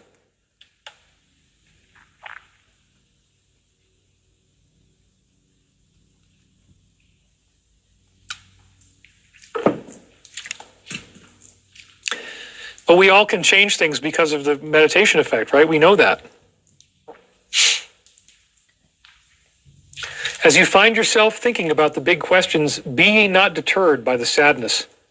Now is a time to be bold, to step forth, and to redefine everything you thought you once knew.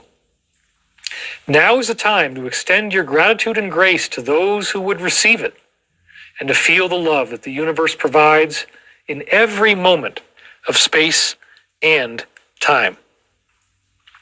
You don't need to be afraid of your own power or think that you are somehow not good enough. All that you are is a projection of the all there is. This moment is profoundly equipped to provide you with all of the strength and support you will need. Look not to previous failures, but embrace the intrinsic success that comes with beingness. This identity carries you through all tribulations.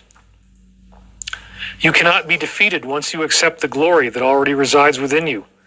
Embracing that greater totality of being is living in a world that is beautiful, radiant, and peaceful. This is the great transition that all are making to approach these great mysteries through the collective initiation that all are now experiencing. This is the great work of your time, indeed. I love this. I think I did a good job here. What do you guys think? This is the pep talk I didn't know I needed. Thank you. It's already been won. Thank you for your service. I need to find my calling. Yeah, thank you guys. It's great. Once you know who and what you are, a strength comes over you that is beyond description. The laws of karma are not just punitive, they are infinitely rewarding as you approach truth. The truth within your being is always available, and you need not fear the transformation that will result as you partake of it. This is the great mystery that now compels you. This is the garden hose nozzle. My team spent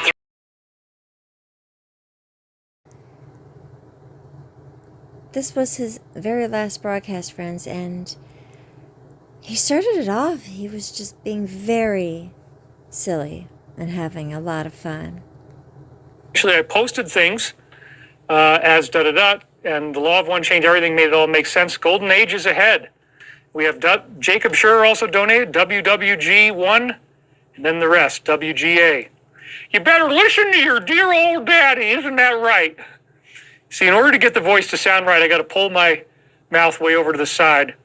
Because then that way you get a slur, and you get these things that start to happen where it's like if somebody has a stroke, is basically what that comes from. Just tuned in for Angry Daddy, perfect timing. It's Cameron Clapp. All right, well, so far so good, you guys. Well, we've got a lot of things happening here, and it's okay to discuss what's really going on with the President of the United States. And like, okay, did this, I mean, it's definitely a frustrating thing because, you know, I consider him to be like a friend and a mentor. You know, I think that we want to see him succeed. I mean, if you don't, then it's kind of nihilistic. Even if you are on an anti type of perspective, like, okay, I get that because I have a lot of family members like this. But even if you have that kind of perspective, like, well, wait a minute. You know, if he screws up everything, then we're all going to be screwed up and nothing's going to be any good. So, like, let's try to make the best out of this. Let's try to find a way to heal this situation and have some understanding, perhaps, of like, okay, well, is it all really just going to hell? And is he actually the Antichrist, right? Like, that's the speculation's coming out. Oh, my God, you know, he was wounded on the ear and yet did live. He wounded on the side, you know, and formed into an idol to be worshipped by all peoples and all nations and all tongues and da-da-da-da. Like, whoa, is that what's really going on here? Is that what we're really seeing? And that's a very heavy concept to try to wrestle with because, yeah, you know what? And in some ways, maybe it feels like in the proximity of truth. Like, yeah, you know, he's who else would be able to fulfill that role right now? And he's, he's going on these war tangents and he's blowing people up and oh my God, he's posing as the Christ. And then he says, oh, I'm just a doctor. Well, doctors, son, let me tell you something, okay? Doctors don't usually get into a healing regime involving a flippin' ball of light in their hand where you put the other hand on somebody's head and people are praying. You're telling me that that's just a regular, ordinary doctor for, oh yeah. And the Red Cross, you know how they love to come in with that robe that's all red and white and just, David, give me a break. This guy, we just need to get the 25th Amendment fired up as quick as we possibly can. Just get him the hell out of there because I have hit it. All right, wow. Angry Daddy is in effect. It is happening. It is on track, man. We are doing this. We are live. Anything can happen. No holds barred. We are ready to go. So the Antichrist? I mean, whoa. Like, I think that's a little bit extreme. To say Trump is Jesus is unforgivable blasphemy. No, I did not say he was Jesus. It's just something that came up, and we're trying to look at it, deal with it however we can. Anyway, to just start out with some business, I want to thank you so much for being here with me today. I'm happy to be here. I'm excited to be here.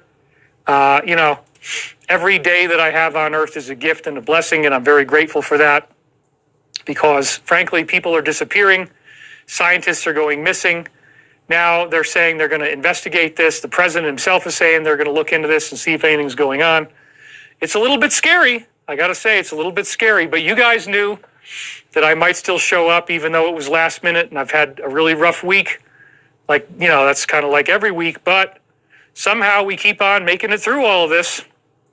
Somehow we keep on grinding our way through this thing and keeping on track and having it work out. So, my God, the big thing, of course, is this Iran-Iraq, well, not really Iraq, but Iran war and how it's all turning into these, the T always chickens out or TACO, TACO. I found out what that acronym means. I'm like, oh my God. David, let me just say something about this too. Why in the world are people trying to say that it's a bad thing if he chickens out, David? If he doesn't chicken out and he blows the hell out of him, then we're all screwed, David. We are up, you-know-what's creek, not only without a paddle, we're up the creek without a frickin' boat, David. So he can chicken out as much as he wants, okay? Let me just be clear on this. He can chicken out as much as he wants. That's not going to bother me at all. I would be a little bit more worried if he didn't chicken out, if they're so calling it, and he actually goes and frickin' blows everything up. Oh, I'm going to bring a civilization to an end. Oh, I'm going to blow him back to the Stone Ages. I mean, David, this is just driving me crazy. I look on the television, I see this man, I'm like, oh my God, what the hell is happening here? We're in some type of parallel funhouse mirror reality where this guy somehow became the president. I don't know how the hell it happened, but it drives me out of my mind, and I have hit it! Woo! Yeah! Angry Daddy in the house, yo. Woo! All right. Getting it done, making it live for you beautiful people. Somehow we keep on making it through this, and buddy, I don't even know how it's happening. It is so crazy right now. Like, holy crap, dude. Yeah, we don't mind, Mr. President, we don't mind if you quote unquote chicken out, okay? Please go ahead and keep doing that because that's, it's kind of a good thing as far as I'm concerned. I'm not that excited about the idea of the whole planet getting blown up. Not that excited about everybody in the Middle East running out of energy and oil, and then everybody else does because of the domino effect. We're going to see that the UK only has 6 weeks of energy remaining for their frickin' jets. People can't fly around. You're not going to have commerce. You don't have commerce. You don't have a society, and you're screwed. You are screwed. Okay, so yeah, we don't mind about Taco Tuesday. And once again, we're up to one of those because there's a delegation that was supposed to be flying out. Breaking news, Iran has rejected the talks. They're saying, we don't want you guys to come out. It could be because you got Steve Witkoff, Jared Kushner still in there. I don't know. They had already said they didn't want those guys coming back, but they're going to try to get them in anyway. So hopefully we can still get this thing back on the tracks. Maybe those two guys won't be involved. I don't know. We got to stay tuned, keep our eyes on the wheel, figure out what the hell is going on here. Because this is wild stuff, man. It is just like touch and go, crazy day to day. Every day is just like so intense. The drama is so high, so intense. The Kingsman Collective donated $50. Thank you very, very much. And PJ Patterson says, David, don't mock Jesus or you will lose your soul. He had a lot of laughter. I'm not mocking Jesus at all. But what I am doing is saying, let's understand that, this very strange thing happened, upset a lot of people, and it's part of the news, man. So newsworthy events are events that we will cover. We will cover them if it's newsworthy. So that's what we're doing. And, it's true. I mean, we don't need to have, if somebody doesn't like POTUS, that's okay. And we don't need to have those comments held back. It's okay. We can handle it. We're big boys and big girls. So, thank you, Beverly. And we're gonna, we can let those go unless they're really, really egregious. I think it should be fine. So anyway, let's just try to be good, and we want to be respectful because he is the president. And that's one of the things that does bother me is the media's cultivation of a lack of respect. But I think a certain amount of dissension right now is okay. That's part of what the show is about. Is okay. What the heck is going on? And I want to be pragmatic about this and say, okay, is there any weight or credibility to this idea that, oh my God, he's evil and he's gone rogue, or is there a schism with the alliance? That's actually the main reason I took this show on today. So, we're just trying to do the best that we can. So I really want to appreciate you, David. I talked to your buddy, Chris, hoping we can make it happen. That's cool. Thank you, Kingsman Collective. All right. So, we're doing the best that we can. We're trying to be a good guy here. So everybody is doing their best, and I think that's important. So look, the bottom line is that there is finally a pathway towards peace. We did not see the country get blown up. That has not actually happened yet. We are still in the game. We are still alive and kicking. We are still fighting. And but we're not fighting in such a way where we're going to destroy infrastructure, and these threats of very, very serious escalation are not happening. There's been a ceasefire in the Straits going back and forth. There's been a blockade that then turned into an American blockade. And now, hopefully, we're going to see that open up. But yeah, they're out of money. Iran's out of money, and so they don't want to. Our guys don't want to let them start making money because that'll immediately turn into weapons, which immediately means more death. So, even if you hate it, like my parents would, I think that I want to still do an analysis. I want to look at it, and I want to say, okay, what is going on here? What are we getting into? Is it okay? Are we going to be okay? Is there a pathway towards peace? And I believe the answer is yes. So we put a question mark on there, but I'm still optimistic and hopeful.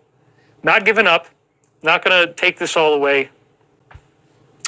Okay, so Beverly says, when moderators say things like the president is insane or other insults, it's hard to leave it in the chat, but I will. Well, okay, I get it. So thank you, Beverly. It's not, we don't need to criminalize that particular type of rhetoric. But also it's got to be within some degree of respectful boundaries, because I don't want to see my show be a launch point for people just to be totally trolled. Little Tiny Joe donated 50 pounds, which I could really use. I could use the 50 pounds, man. I am thin. Love, peace, understanding, and empathy to everyone. Namaste. Thank you very much. Who else is there who would replace him, says Rio Dragon. That's a very good point. Obviously the second in command would be Vance. The third would be the Speaker of the House, Mike Johnson. But, we just got to watch this play out and see what's happening and try to understand, make some sense out of this. But again, we're not seeing war occur. And so we've been praying for peace. We've been working together with our collective intention as a group to try to bring about a more favorable outcome. And you know what? We're getting results. We haven't had things go totally wild. I mean, it's very scary, and there's a lot of last-minute stuff going on, but we're okay. And so I want to give gratitude for the present moment. Let's just be grateful for the fact that there's so many timelines that have been popping up here. This has gone on for 2 months now. There's all these timelines that keep popping up that could be really, really freaking bad, but we don't see those happen. We end up seeing better things happening. And so it's still not great, but the Israel-Lebanon thing has come to a ceasefire now, and the Strait, hopefully that's not going to go too much farther. They haven't been firing anything more off. We have another big deadline that he gave us, the president gave us to them about, you got to surrender and make a deal or else da-da-da-da. I think it's going to happen. I'm not exactly sure how yet, but it's weird how we keep having to wrestle with these enormous threats. I think some people are just tuning it out. They're like, I don't want to hear this. I don't want to know about what's going on. I'm just done. I'm out of it. I don't want to pay attention to this. It's driving me crazy. And yet at the same time, we're not done. We're okay. It's working out. We're getting through what we need to get through. It's all doing its job. It's going in the right direction. Look at that, huh? Definitely losing weight here, man. There's no question. It's like I've actually got abs that have come in and everything. So it's pretty wild. But anyway, we're doing well, and I think that it's going to be okay. So remember that this is all, for me, my big focus on this show is a spiritual transformation that we're going through that has been predicted for literally 35 different cultures around the world. In their ancient mythologies, talked about the end of this 25,000-year cycle, the precession of the equinoxes, supposedly around the end of the Mayan calendar 2012, and we showed you that sure enough, in our next door neighbor's solar system, there was a solar flash on just about December 21st, 2012. That happened right over on Proxima Centauri, 4.24 light years away. It was released on March 16th, 2017. You dial that back in time, it goes to right around Christmas of 2012, which is only 4 days off from the Mayan calendar end date of December 21st, 2012. Now, is that a coincidence? I don't think so. I think that our star is in a binary system with Alpha Centauri, which includes Proxima. And I think that this energetic release that would have happened in our solar system happened next door instead, because, if you will, the solar logos, the Christ consciousness of our solar system, gave us an extension, decided that we weren't just going to get flash fried and cooked into hash browns, but we get to have another chance. That's pretty freaking good. So yeah, I'm definitely not going to take Ozempic. It's, I'm fine the way I am. I don't want to lose any more weight, trust me, and I hope I don't. But there's definitely certain areas of concern that I have in my life, and obviously there's a lot of really crazy stuff going on. No information or disclosure on April 14th deadline. What are your thoughts and feelings, David? Says Joe Moreno. We are definitely going to talk about that, and we're going to get way into disclosure. So, oh, well, you're looking slim and super hot. Thank you very much. I appreciate that. Yeah, I mean, even the jawline is very nicely cut right now. I even have like blood vessels that are starting to show up on my neck. Like a little more than usual there. So if I do that, yeah, that's pretty freaking cool. Getting the neck veins, man. Those are sexy too, aren't they? I mean, let's just pile it on, son. Just pile on that grease of your weird old greasy lamb chop sideburns. Because I'll tell you what, I don't know where in the other parallel universe you thought that some frickin' Luke Perry Beverly Hills 90210 thing from 1990 is still freaking cool, but you do what you want, son. I'm not going to run your show for you. I can only offer advice, but you certainly don't want to listen to your daddy. We've seen that for a long time, so go ahead and grease up those sideburns, son. Go ahead and be a weird curly-haired Elvis impersonator. I don't really give a crap. You just do whatever the hell you want, because I knew you stopped listening to daddy a long time ago. You just don't listen, son. For God's sake, I have had it. Yeah. Awkward. Very awkward. I'd ask you out on a date, but you're out of my league. Well, thank you, Punjab Patty. Punjab potty. Oh my God, I just embarrassed her. I don't know. It would be great to have some type of companionship once again. You know, I probably wouldn't even mind. I'm not. Ooh, I got to be careful what I say here. I'm feeling loose and free today, you guys. So I got to be really careful. But no, it's. I look forward to being able to get back out into society, and you know. What am I doing to lose weight? Well, it's called trying to eat organic when you have two grocery stores that hardly give you anything organic at all. And I'm investigating now the possibility of not eating salads because it just seems like the salads are really drying me out and causing me to not be able to digest very well. And I'm getting, you know, I have constipation up here real bad. Got these tiny little marbles coming out, which is a sign of constipation.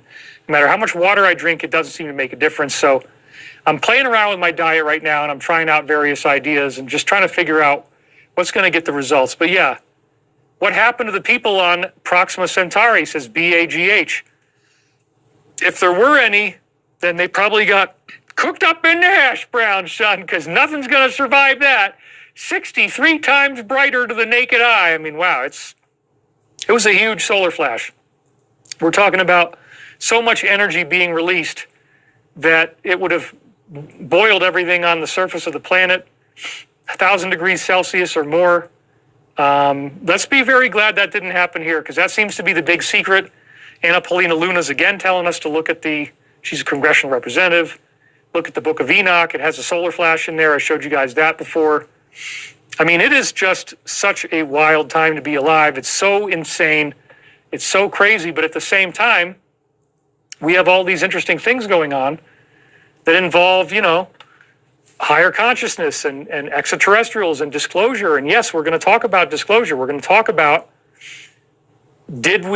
are we going to get something? Now, it wasn't April 14th, which really annoyed me, frankly. That was very heartbreaking when that came and went, but I do think we're going to get it. And remember that we're dealing with a spirituality that these higher beings have come here to give us. And so these extraterrestrials and UFOs, the usual suspects here on Earth, the bad guys, they want you to think that it's all evil, it's all negative, it's all scary, it's all destructive, terrible entities. And I strongly believe that those exist. I want to make that clear. There are negative ones out there, there are bad ones out there, but I also believe there are positive ones out there who really do want us to be okay, and they are actually protecting our planet.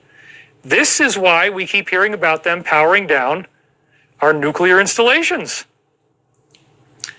Yeah, if you're in defense business, that's a really scary thing. Wait a minute, we don't have weapons hot, we're not ready, we can't defend ourselves against existential threats, X, Y, and Z, if you want to use the British pronunciation or Australian pronunciation. But wait a minute, maybe it's not such a bad thing that we can't blow up the planet. Maybe it's not such a bad thing that we're going to be kept alive. Remember, we just saw even a couple weeks ago, right where all those types of things are taken off, the bombers that could do that, right here in America, they had drone sightings and things were, you know, very visible. So that, again, appears to be our friends and allies in position, making sure we're going to be okay. Anytime I get to deliver this message, I'm happy to do so. Now, you look at these various ET contacts that I believe represent the foundation of major religions, and they keep telling us about meditation, they keep telling us about the now, they tell us we are awakening into an eternal now. That there is only one of us here, there is a oneness to the universe, and that there is only the present moment. So it's foreverness and it's timelessness. There's no space, there's no time. It's all being emanated from, as we said many other weeks, a tetrahedral formation. This is actually the shape of the origin of the universe, the original monad, the original atom that started it all. If you want to call it the Higgs boson, you could call it that. If you want to call it the amplituhedron, as Nima Arkani Hamed has done. You want to call it a photon, let there be light. In the beginning there was light.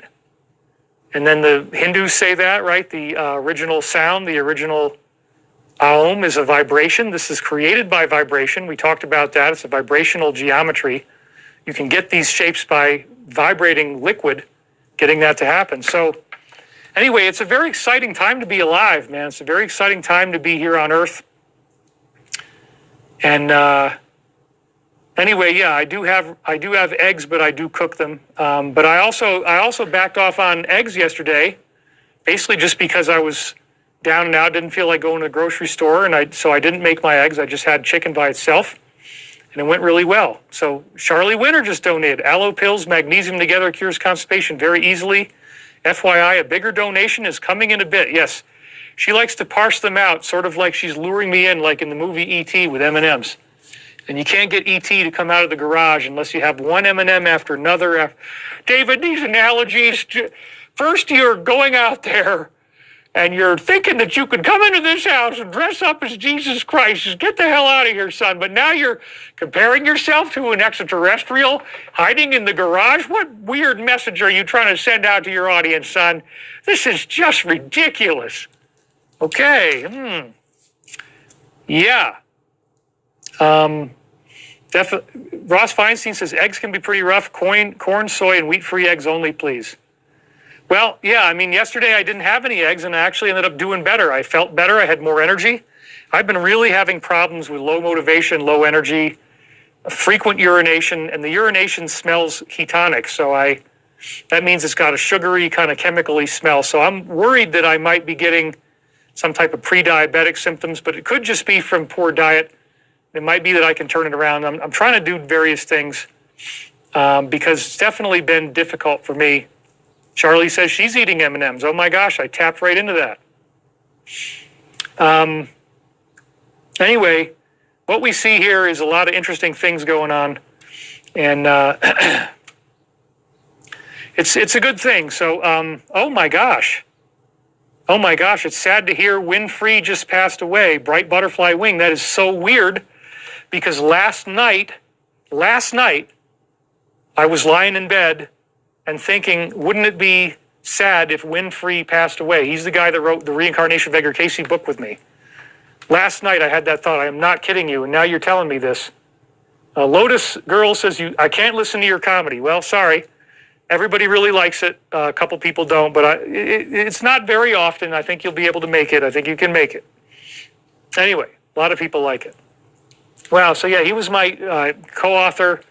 I did not know that he passed away, but thank you for telling me. Yep, your thyroid could be low. You don't seem to have enough T3 if you're urinating a lot at night. Actually, part of why I slept 7 hours last night is that I didn't eat my normal stuff. I didn't have eggs, and I didn't have a salad of any significant size, and I actually slept for 7 freaking hours. It was really amazing. Beverly Adams donated $50.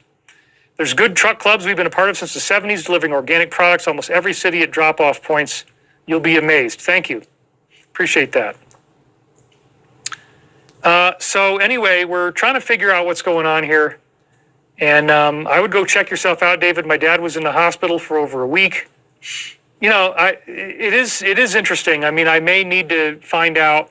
I probably do need to find out if there is a medical condition going on, because I really don't want to be, you know, toppled over by this. I've got the cracked skin on my ankles.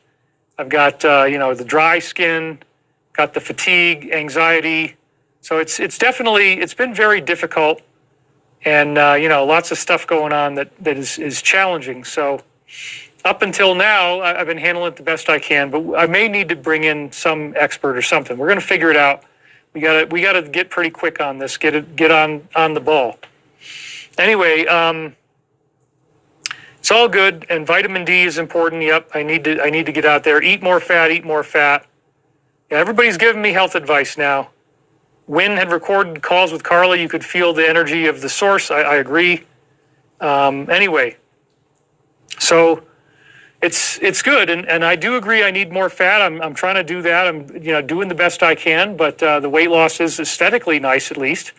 Oh, 2,200 viewers. We're doing pretty good at 33 minutes. That's not bad.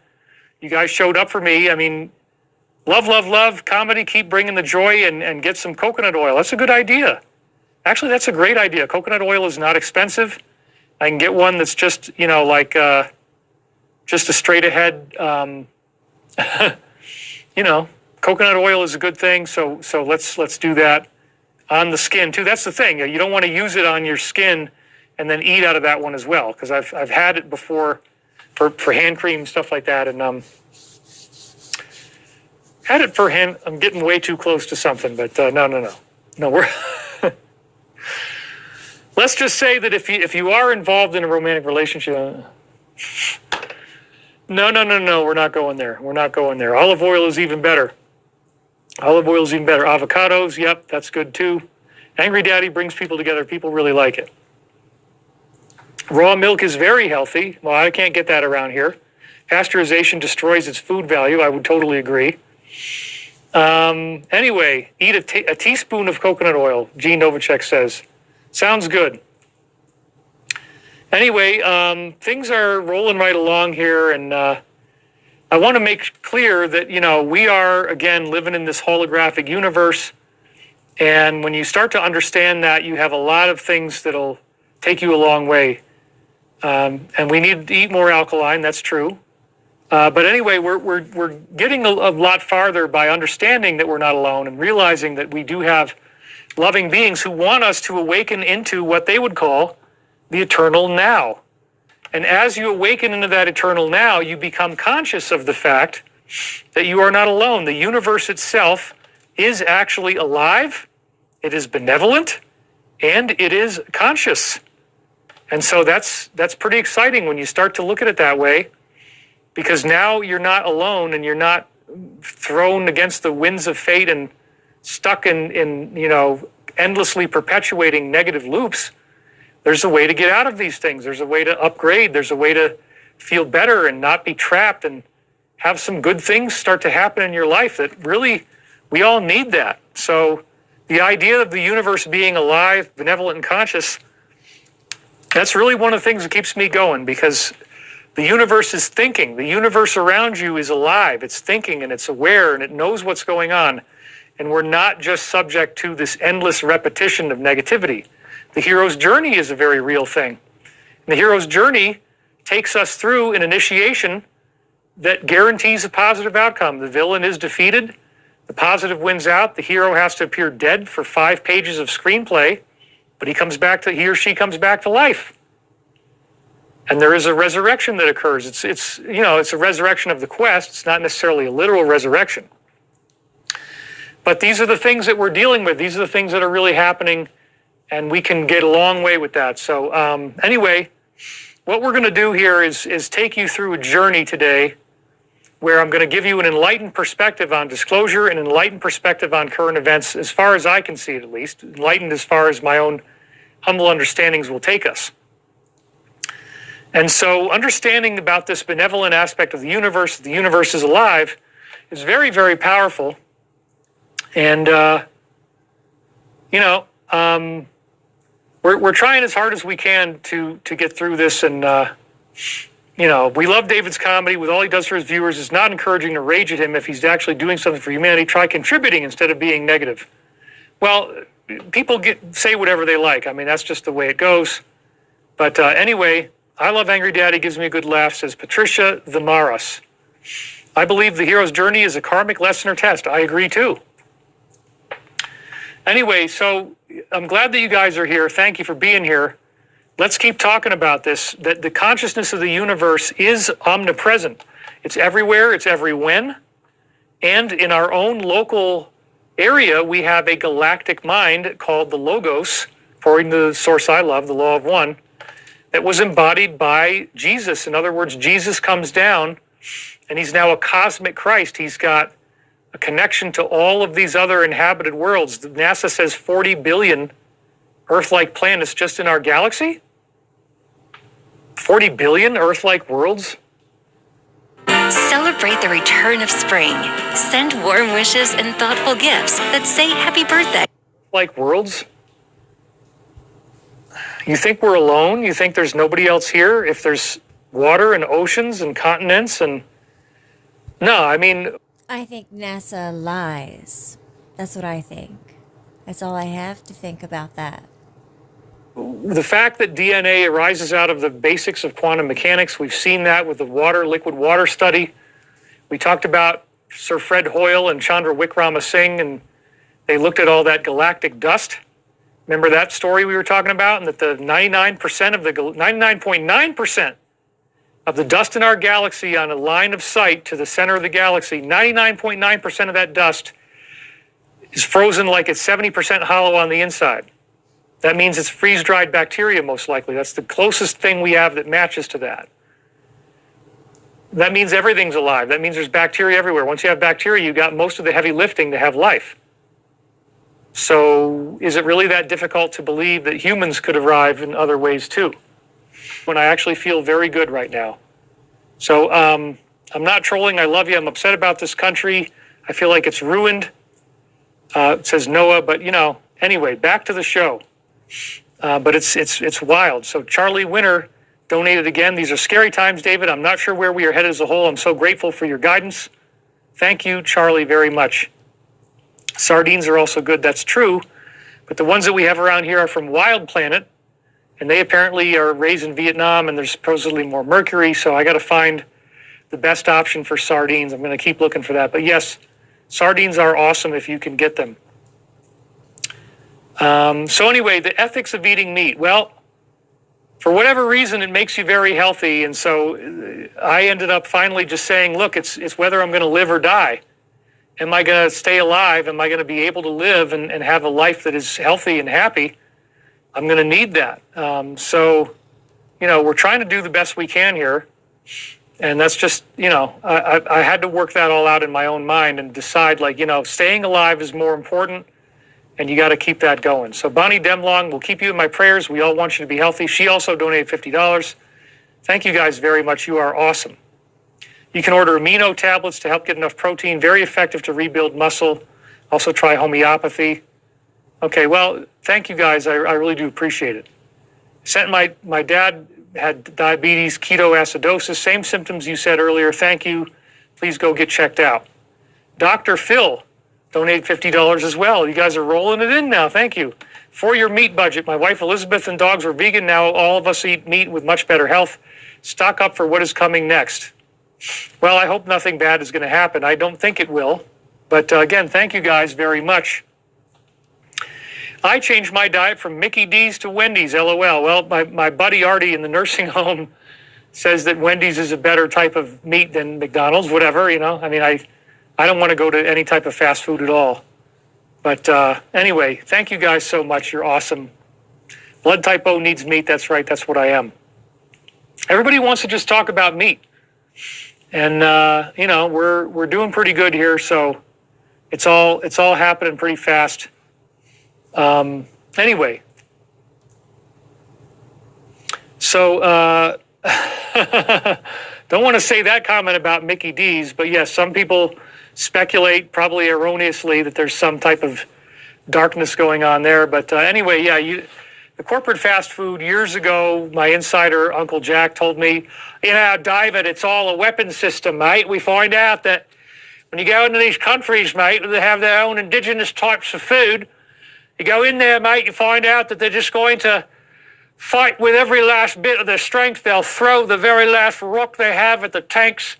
Mate, you go in there and you give them the weapon system, mate. They just rail right down. They're like, yeah, sure, come on in, invite yourself in and invade our country. We don't care, mate. We've got burgers now. We've got French fries now, mate. It's wonderful. It's a weapon system, mate. It's weaponized eating, I'll tell you that. And I do like to shift around and do different accents and phase in and out from one to the other. I think it's pretty funny. McDonald's used kangaroo meat. Remember that? I did not remember that. But anyway, David Wilcock, back to the slide. That's right. Wendy's meat is never frozen, says Rio Dragon. Well, you go have all the fun with Wendy that you want to have. She and I are not having an affair. I'm just going to say that right now. We are definitely celibate.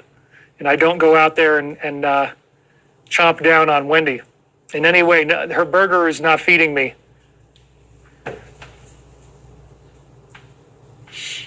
Ooh. Yeah, we're not going to talk about any other types of burgers or, what kind of a pie or a burger or any. Ooh, yeah, I got a little weird around here again. Like, I got to wash my hands now. I feel a little dirty inside after saying a joke like that. I don't know. Pretty crazy. All right, we're back. We're back. It's all going to be good. You guys are okay. I'm okay. I'm safe. We're going to make it through this. You guys really want to talk about food today. But yeah, I mean, I get it. You hear that I've got health problems, and you hear that I've got, like, I'm up every couple of hours at night peeing, and, you know, and the pee smells like fruit, and I got the dry skin, I got the cracked heels, I've got the, you know, all the basic symptoms of what you would call type 1 prediabetes. I don't, thankfully, have blurry vision. I have a little bit of tingling in my hands, too, so it's scary. I mean, I think if I got a diagnosis, that's what they would say. But again, it is believed that this can be reversed by diet. And I noticed yesterday that my pee smelled a lot less fruity when I started to follow these things and not eat the salad and have the chicken instead. So that's what I'm really hoping for, guys.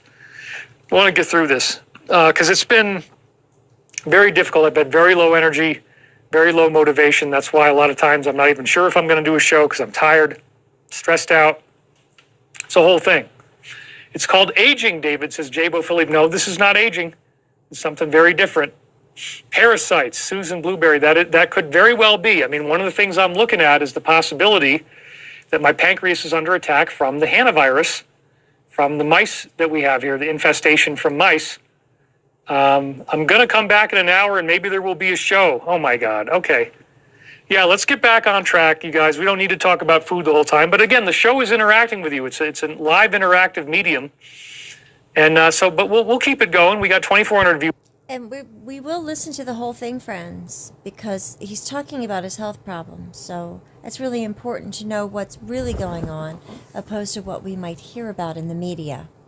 Now, that's probably about as full of a house as we're going to get. We're at the 54-minute mark.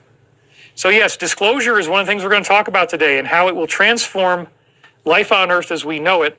And again, I like to focus on the positive, including the positives of what is disclosure going to do for us, because in so doing, we change the outcome.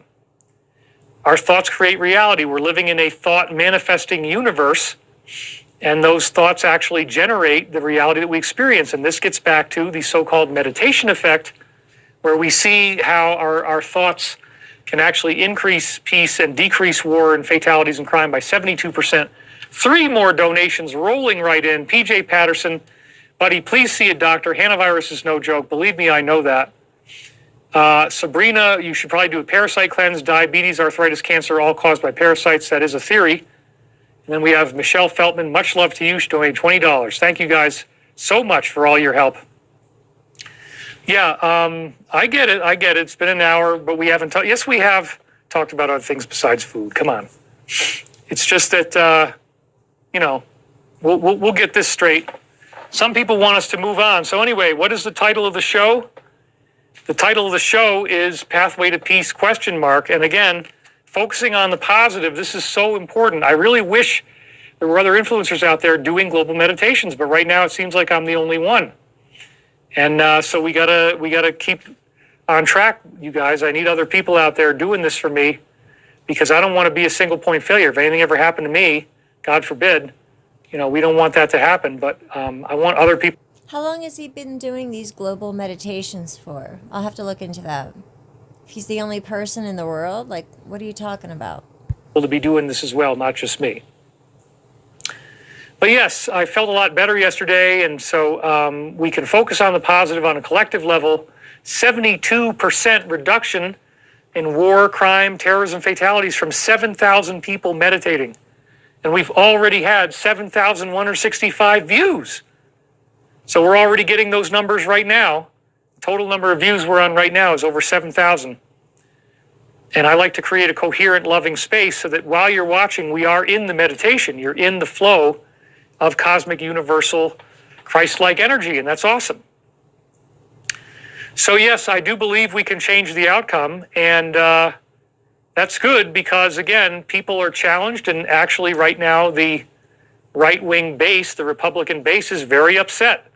There is a type of dark night of the soul going on. A lot of people have been upset by actions of our leader, and it really, really got weird. And so let's dive right into the topic here, because people are demanding that I get on topic. So, okay, 1 hour in, we'll do that. He posted a picture of himself as Christ Jesus himself. And I'll tell you what, son, the oversized ego, and he's out there spouting unlike anything we've ever seen before. He's like some sort of Arab oil sheik putting out all this gold inside the White House. And he's out there wanting to make big arches, and he wants to make a grand ballroom. Oh, it's all paid for, $400 million. Son, you know where my politics are. You know where I stand, because I get my news from the most authoritative sources on earth. CNN, CBS, ABC. I don't really watch NBC as much anymore. Those are my sources, son, and my sources are saying that he has freaking flipped his lid. He is over the moon. He is beyond the pale. He is over the rainbow. Something has changed. It's gotten even worse than it already was because, my God, he actually put this picture up on his social media page. Now, you look at what's going on here. Oh, my God, son. He's got a ball of light in his hand. He's wearing the robes, and he's healing this man. And here's this woman over here, and she's got her hands clasped together in prayer. Oh, my God, David. You got to tell me that this is a joke. It's got to be some kind of joke. It can't be real. This could not have actually happened, but it did. Okay, it really did. My God, son. My God. Anyway, woo, Ed Creeder donated $333. Thank you very much. And it is Ed's will, not to be confused with God's will. It is Ed's will that he says, meat budget 2 cents, get an elk tenderloin. He donated $333. That is awesome. Thank you very, very much. Sorry, I had to slide on our the ascended president. I mean, look, I kind of laughed at it, but at the same time, I'm like, man, try not to make mistakes that are going to piss everybody off. Let's try to get beyond that a little bit. Angry Daddy lives. I love it. Glory be to God. All right. Well, yeah, it was pretty freaking crazy. We're going to talk about this a lot more. But because there's a woman in a nurse's gown over there with a stethoscope around her neck, he says, oh, I'm just a doctor. Well, I wish that doctors could do this kind of stuff. I wish that we were at that point in the ascension process where you have a medicineless hospital like we've seen before. Ho'oponopono, I talked about that in my last post. Here was this guy who in Hawaii healed everybody just by saying, I love you, I am sorry, please forgive me, thank you. Those 4 things, you say those things in prayer, you visualize the residents in the mental hospital he was working at. They all ended up getting discharged. They all ended up being set free. Everybody got better. So yes, in the future, I think doctors are going to be like this, but right now, probably not. And what's up with those fighter jets anyway? Isn't that weird? That's one of the crazy things AI will do. It's kind of like somewhere between a bird and a fighter jet. The AI, I guess, thought that was cool. Looks pretty strange to me, and they almost look like bats in the background. We're going to need a lot more into all this, okay? But yes, there's a woman praying, and it clearly looks like he's accomplishing some sort of ascended master healing miracle, which kind of is in thematic view with our show. But then again, like the part that really freaked people out is what the heck is up with the so-called soldier at the top of the image. I mean, whoa. Is that the Statue of Liberty, supposedly, with the torch? But then why is there torches on both sides? Are those wings? And what's up with the whole, crown? It's like 3 spikes. It looks like you take out the one in the middle, there's 2 spikes. It's basically some type of demon. There's a demon. David, there is a demon over the President of the United States. He put up this thing by his own free will on his own frickin' page. He's got a picture of himself as Jesus Christ. But no, this Jesus Christ is a Jesus who's got a demon in the clouds. Over and above the top of his head, there's a frickin' demon with light coming off of his body. And he's got these other soldiers that are very happy to get in there and get all stabby with it. They got a knife. They're going to get all nice and stabby with it. Oh, my God, son, this is crazy. It's demonic, okay? It's literally freaking demonic. What's your excuse for that, son? My sources are telling me it's satanic, okay? My sources, CBS, ABC, they're not too happy about this, son. So what is your explanation for that? Well, we're not going to tackle that one just yet. But, yeah, it's pretty freaking weird, I got to say. And so, probably the best way to deal with something this painful is to laugh. And yeah, I mean, like, there it is. It's not exactly very hidden either, is it? I mean, it's right there in the clouds. We're going to discuss this and figure out, like, what the heck is going on here? What happened? What is this? Yeah, this was on Truth, by the way. We'll see. I actually took a screenshot of it when it first came out. I was like, this is the weirdest thing I've ever seen. And then again, you zoom in on it. So yeah, it's like, okay, yeah, this was really not cool. And so if you feel like you're going crazy, I understand. I mean, the first thing that happened to me when I saw this is I'm like, oh my God, and the Alliance was posting about it, and they're saying there's a demon in the clouds. This is what really led me to say, like, wait a minute, is there some type of schism going on between the President and the Alliance? I mean, we're gonna unpack this, and people are saying it's the Magician card from the Tarot, posted 63 days before his birthday. The Magician is 63. Okay, well, I don't know. 1 equals A, 26 equals Z equals 26. Okay, whatever. Everything is a it has multiple meanings. Well, again, very strange if this was some type of communication. What was the stated objective? What are we trying to get communicated? I know some people have said that. A lot of modification was made to this image. We're going to get back into that later. But it is just extremely weird. And yes, the Statue of Liberty is also supposedly a statue of Isis, the female aspect of Lucifer. Some people have said that.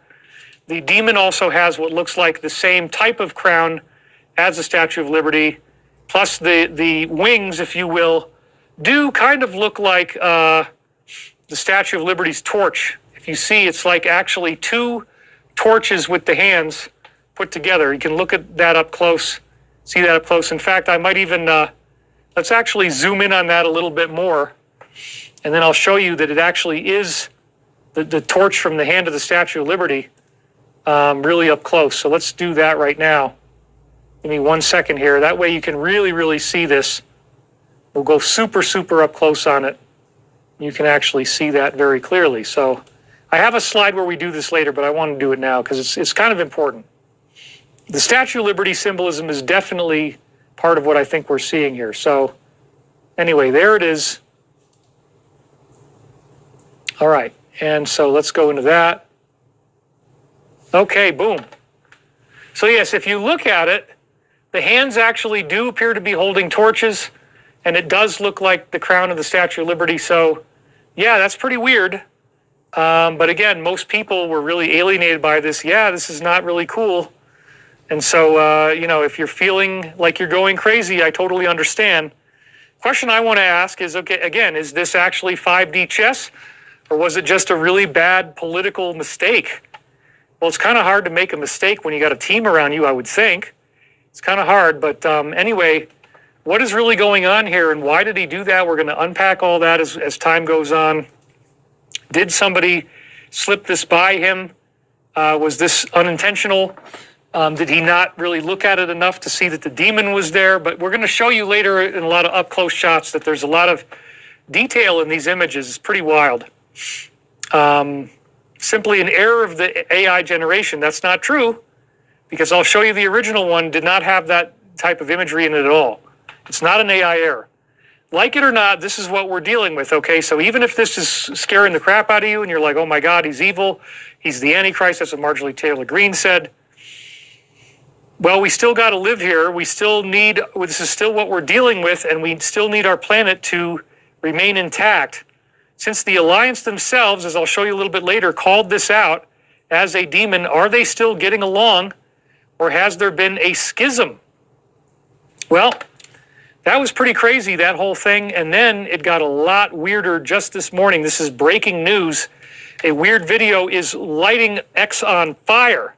It's everywhere right now. Kim.com covered it, and he said it was real. It's actually not real. We'll get this in a minute, but trolling him even more, trolling the president even more, he posted this, "Are you worried?" And so somebody literally who's in like what looks like a Masonic apron behind him, you see that guy in the background? That's probably a Masonic apron he's wearing, or at least something similar. He takes this blood and he dumps it over the president's head, and it goes down over his face, and then the president is speaking in some type of what sounds like a satanic dialect. He's doing all this crazy stuff, and his eyes get all weird, and there's blood on his face. It is extremely, extremely freaking creepy, to say the least. And he says that the president posted this. Are you worried? There's another shot of it. I mean, his face looks really wild. You don't even usually ever see his eyes get that crazy looking when he's normally talking. I mean, now, David, his eyes can get pretty freaking crazy, okay, but nothing quite like that much. But anyway. And then he said, update, he deleted it. Well, no, it was never there in the first place. But now in the picture that you see on the top, you see the guy with his hand coming out of the blood. There's a bowl of blood. I mean, this is just straight up freaking weird, satanic, implying things like sacrifices, implying extreme evil. And it gets worse because this is somebody that thinks that it's real. Just another Sunday expression of satanic devotion. Please, 100% MAG, explain, defend this. Oh, the Strait of Hormuz is still closed. And then we have Qatar Slim. I don't want to say the rest. He is posting stuff that only a madman who did these things and knows he's going to hell would post. Yes, so I don't think this ever really did show up on that page. In fact, this is what we got. Did he really post this, asks the Slayer. And then Grok responds, no, he did not post this. It is a fake AI-generated image. Notice Skyline Report generated watermark showing a bizarre blood scene falsely attributed to his ex account on April 18th of 2026. No matching post exists from the real site. Never did. The idea that it was up and he deleted it apparently is not true. It is classic misinformation. And so that's what we're really dealing with. But, you know, that's I believe this is true. I believe Grok knows enough to know the answer. So then the question is, who did this and why did they do it? And what's the hidden agenda here? What's really going on? We're going to get into that. But first, I want to show you this next one, too. He must have been up late last night losing it because he dropped a wild combo. First, Frank Sinatra sings My Way. Then the full music video of Slipknot, which is like a heavy metal band, Psychosocial. If you match those two together, the message basically becomes, I'm a madman who's gone crazy. I'm snapping and I did it my way.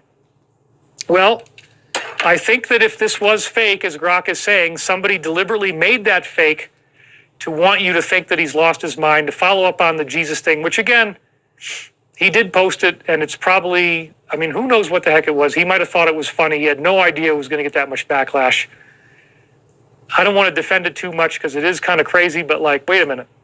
We got to try to understand this because he's our president, and we're trying to like not all just die here and give up that, oh my God, he's evil, he's the Antichrist.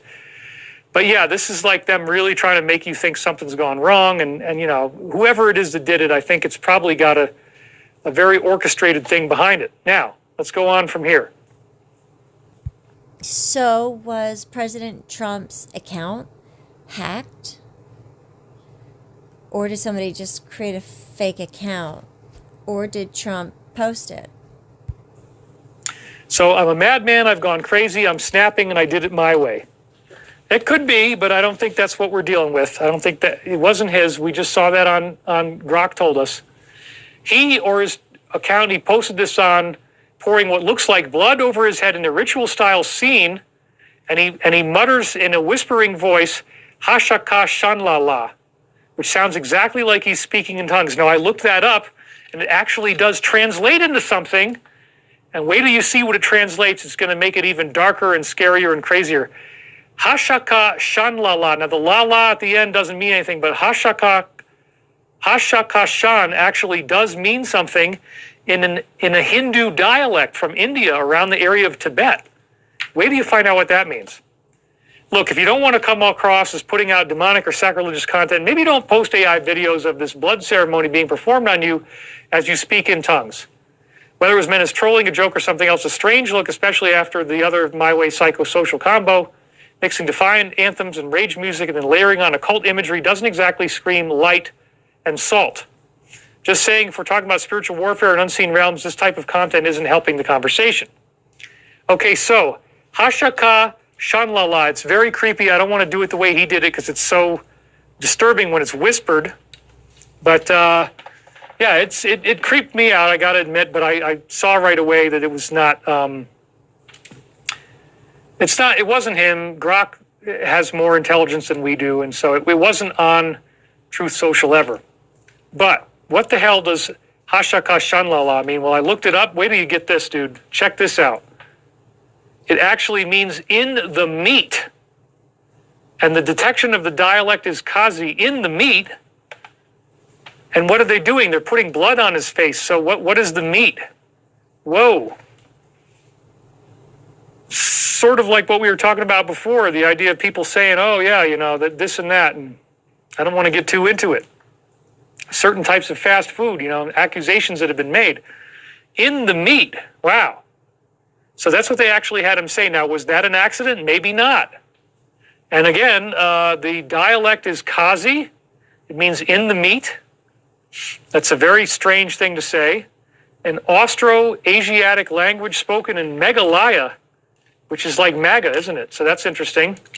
Northeast India by over 1 million people, closely related to other Southeast Asian languages like Mon and Vietnamese rather than neighboring Tibetan languages and Burmese languages. It's written in Latin script. You can read all the rest if you want to.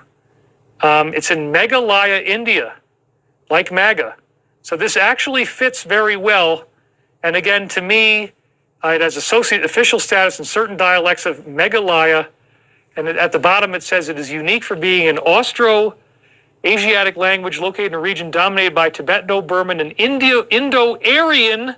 Aryan. Oh my God, Aryan languages. And what was it, the Zoroastrians too? We kind of like talked about that stuff with the Aryans in Persia and the Nazis. In an area called Meghalaya, and it means in the meat. Hashaka Shanlala. Holy crap.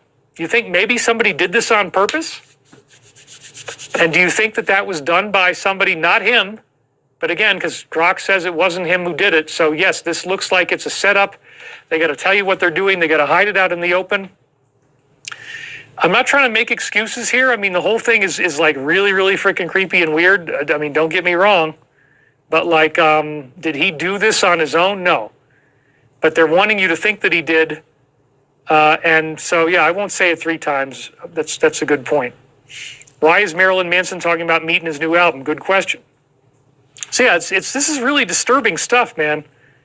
And, you know, so in the meat, and then you see that there's blood poured on his face by somebody in an apron. This is like somebody really trying to literally smear him. They literally have blood on his face, smearing blood on his face. It is a smear. And where we were told by the AI that it's not really him. So somebody wants him to look really bad right now. They're trying to take advantage of this situation. I think that's what it is. And we're going to be okay. So anyway, is he the Antichrist? They might be referring to the ICC criminal case as well, where Trump has been found guilty of performing satanic blood ritual abuse and murder of children. Christ, no, I really don't think so. But these are very strange times, and I just want to be clear that, like, you know, he's never done anything like this before, and I don't think it was him. So I'm inclined to believe that it wasn't. If anybody can find proof that it was up on Truth at one time, send it to me, and I'd be happy to use it next week. I don't want to cover anything up, but you know, we're just doing what we have to do here. So anyway, an Aryan language in an area called Meghalaya. Oh my God! And it actually means in the meat. Hashakashan. The la doesn't mean anything, but maybe LA. I mean, who knows? It could be like that. So I think it's a clever fake, and that there's obvious interference going on here as a result of this. I do not believe he did this on his own. I don't think he would go that far over the edge, but everybody is talking about it. There's posts everywhere about this, and people are freaking out, which is what the negative would want. They would want you to think, oh, he's just like us. He's no different than us. They try to do that to me. They want you to think I'm like them. I am absolutely not. If anybody says I am like them, it is a smear. It is planted information. It is not real.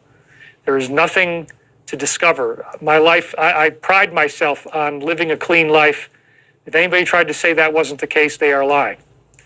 And anybody who knows me knows that. You talk to my friends, you talk to my exes, nothing weird going on. Even my... You can tell by, earlier on in this podcast that he cares about being fair to people. He doesn't want to smear them. He has compassion and respect for, seems like, all living things, So, yeah, we know them by their fruit. I think David Wilcock was good fruit. I don't agree with a lot of what he was saying and doing, but I have a tremendous amount of respect for him. I think he's far more knowledgeable than me, and I think I have a lot to learn from him. And I think that I need to tweak some of the way, the way I'm going about what I do, because I troll too much. So I want to be more fair, like David is. Rules admitted that, when I'm out there in private speaking to my friends, I sound the same as I do on my show. There's nothing weird going on. So why would there be interference? I mean, maybe what's going on is that there's some really strange stuff happening that they're trying to forestall, but at the same time, good things are still happening, and that's what's really great. That's what we got to watch out for. You are watching a movie. That's right. That's what somebody said in the comments here. Aryan is Iran. That's good. I hadn't even thought of that. You're right. Aryan, Iran, Iran war, pretty freaking... Yeah, because we went into the history of Iran, and that's where the Aryans possibly came from.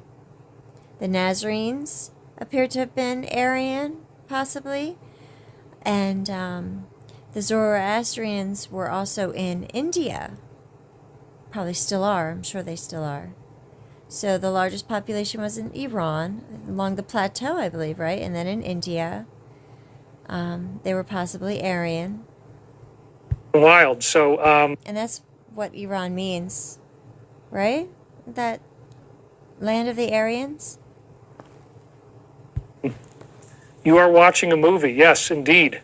That's very interesting. So, yeah, I think somebody is trying really hard to smear him, and he does make mistakes. I would call that Jesus thing a mistake. It alienated the base. We'll talk a little bit about more of that later, but anyway, good things are still happening. The war is not completely going off the deep end. Thank God. There is a pathway to peace being established, and part of the way we're going to get there, I believe, is disclosure. It's going to help us dramatically with our spiritual awakening. Once we get disclosure, we learn that we're not alone. We learn that there is a cosmic benefit to being here on Earth, cosmic benefit to the universe. We got 2,500 people watching live. Thank you all for showing up. And 9,000 views now. So we definitely are at that global meditation number. We are doing a meditation right now. We're working together, bringing about this higher consciousness. And in the meat, though, wow. Yeah, this is a very disturbing, weird, symbolically layered. It's from Meghalaya. It's an Aryan region. And it's like, yeah, very, very bizarre. Masonic symbolism, blood symbolism, sacrifice, very, very dark stuff. They want you to be scared. It's a Catholic ritual too, friends. Hello. It's Ash Wednesday, which is actually going against the Bible, because God says that you're not supposed to mark yourself like that, right? It's just like giving. You're not supposed to brag about it. So it is a satanic Catholic ritual that they did with blood. It's probably blood magic. I don't even want to talk about what kind of blood it might be. But yeah, Trump has done this in the past, so he probably still does it. They want you to be afraid. They want you to think, oh, he went to that place with that guy. He went to that island, and everybody's in on it. Nobody is clean. Nobody is good. They're all evil. I don't believe that. Anyway, once we get disclosure, we're going to really open things up, and we were hoping we were going to get it on Tuesday, April 14th. Did that happen? Oh. Dude, it was so frustrating. It was so frustrating. I was so pumped and ready. Supposed to be, 46 new videos that we were going to get? Nothing freaking happened. Oh my God, it was so frustrating. So here's the disclosure news for the week. So right up until now, the only real Pentagon source for disclosure was what many people now think in our truth community is compromised, the AARO. Well, guess what? Representative Tim Burchett, he wants to eliminate the AARO and hand over everything to the Pentagon as a whole. This was on Newsweek this week. Pentagon's UFO office to be eliminated under a new bill. Representative Tim Burchett moved to dismantle the Pentagon office that investigates UFOs under legislation introduced this week. The bill, written by the Tennessee Republican, would eliminate the Defense Department's All-Domain Anomaly Resolution Office, or AARO, and redistribute its responsibilities across the Pentagon, while also promoting the creation of any future office that holds centralized authority over investigations into unidentified anomalous phenomena, or UAPs, often referred to as UFOs. So yes, in fact, I should even have bolded the redistribute its duties across the entire Pentagon. That's pretty freaking amazing. That means now that the entire Pentagon is going to be responsible for finding out the truth about UFOs, and not just this one little organization that may or may not be compromised. I mean, a lot of the people there came from the company, three-letter agency, you know, the one that starts with a C. And there's been some very strange things. I feel really bad for Lou Elizondo. We pray for him. He had a motorcycle accident. He got all smashed up. He's not usually associated among the 10 potential whistleblowers who got attacked. But yeah, he nearly died in a motorcycle crash. And he's been posting videos about that. He looked horrible on the first day. I mean, his whole face is all bloody. We pray for Lou Elizondo. I really do. Prayers for the president to counter the negative. Share your P.O. Box ID. I'd like to send you a package, says Charlie Winter. By all means, you guys can put that up. Give us your address again, David. I don't have it at my fingertips. I got some requests in the chat. Thank you. Yes, it is P.O. Box 3700 Nederland, N-E-D-E-R-L-A-N-D, Colorado 80466. Thank you guys very much. Send me food. If you can send me organic food that is non-perishable, like prepper type of food, that would be the best gift you could give me right now. Send me food. Send me meat that is organic, that I can reheat or rehydrate or whatever. That would be incredible. I'd love that. So Kelly Martin, maybe he is acting evil so we can stand up to take responsibility instead of giving our power away. Yes. So somebody said Aryan is a Sanskrit term originating from ethnocultural self-designation of Indian Iranians, standing in contrast to nearby. So I do understand that, but it also has very major connotations in terms of negative groups as well, who look at this Aryan bloodline. I mean, that was a German thing, many other things as well. So there's a lot of weird layered symbolism in this in the meat reference in that language. Ha-shaka shan means in the meat. Jeez, man, whoa.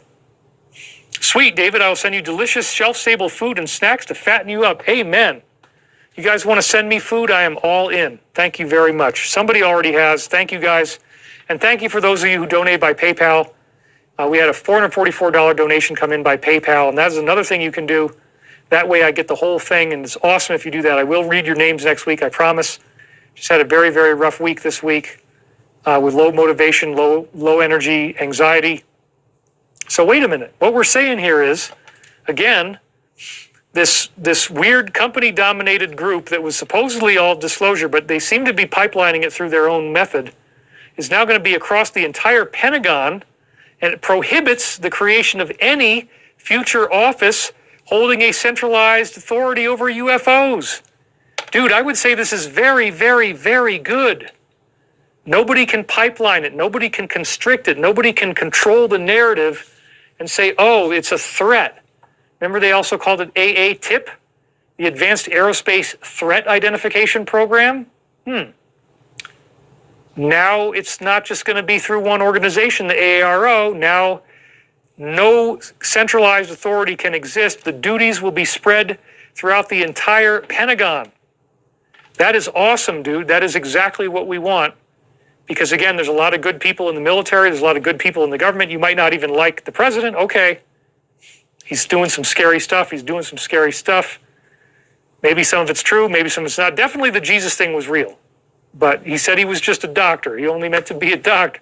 David, I'm not feeling it, son. My sources are telling me something entirely different. Representative Burchett this week also revealed new details from a secret UFO briefing that he had. This again is on Newsweek, a very authoritative source. Andrew Stanton putting this one out. Representative Tim Burchett, a Tennessee Republican, gave an update about being briefed on UFOs during a new interview with Stephen Smith. Newsweek reached out to a spokesperson for Burchett for comment by email. I don't think they got anything. Burchett told Smith he has been briefed by the highest levels of either our military intelligence, of any of our military intelligence, and there is one group within the alphabet agencies saying these things don't exist. You can guess which one it is, the company. But that military are people are telling us that something does exist. Whoa! I mean, that might seem like a minor point, but this is something we've been saying for so many years in the UFO community, and now you have a congressional representative from Tennessee, of all places, saying the same thing. Something does exist. It's incredible. And is this a psyop? Oops, sorry. Let's go back to that again. Something does exist. And is this a psyop or what? Are they putting this garbage out there so people will say, gosh, we need to fund these agencies more and more so we can research it more? I'm not into all that. It's not about little green men. It's not about flying saucers, sir. It's about what are they spending tens or maybe billions of your tax dollars on? If it doesn't exist, then why are they studying it? And if it does exist, as I told him the other day, you need disclosure. And again, we're trying to watch our keywords for various obvious reasons. So they're having direct conversations. He's having direct conversations with the president saying we need disclosure. If it doesn't exist, why are they studying it? Are they maybe spending billions of dollars on this? It's pretty freaking wild. So yes, we do need disclosure. He said he is sick of hearing the idea, this is Burchett, he's sick of hearing the idea that we can't handle the truth. He says, I'm a Christian and they appealed to me on that level. Burchett, this stuff's kind of an anti-Christian in your beliefs. I said, no, it isn't. Genesis 1, God created the heavens and the earth, the congressman said. And then I just so happened to stumble across a really cool Bible quote where Jesus says he has other sheep, which implies they're not from earth, that he also has died for. He didn't just die for us. The crucifixion is such an amazing thing, right? The offering of your life for humanity, that he actually was willing to do that, to go through the most horrific. I mean, the crucifixion is just disgusting. It's the most disgusting, awful, crazy way to die. You're being whipped and beaten and crown of thorns put on your head, nails pounded through your hands and feet, nailed up there, bleeding out on this cross. It's just really, really like something out of a dystopian horror movie, which again, Mel Gibson made the movie, The Passion of the Christ. It's just so horrible. The whole thing is really watching him get crucified. By the time he gets up on the cross, you're like, oh, thank God. Thank God they're finally putting the nails in, man, because it's like his whole body in that movie looks like it's just raw meat before he ever even makes it up onto the cross, which probably wasn't quite as bad as, I think the real one wasn't quite as bad as that. But in the movie, it's like, oh, thank God they're finally getting to the nail part because, like, it's done. You know, now he just gets to hang out and not be beaten anymore. Your body will go into a healing response where you don't feel as much pain. Ugh. Crucifixion is nasty, nasty, nasty. And then he gets pierced in the side. All this kind of, I mean, it's just awful.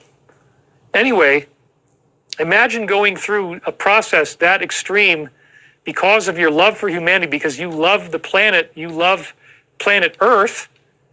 But what if he was doing it not just for planet Earth, but for other planets as well? That is actually implied in the book of John, chapter 10.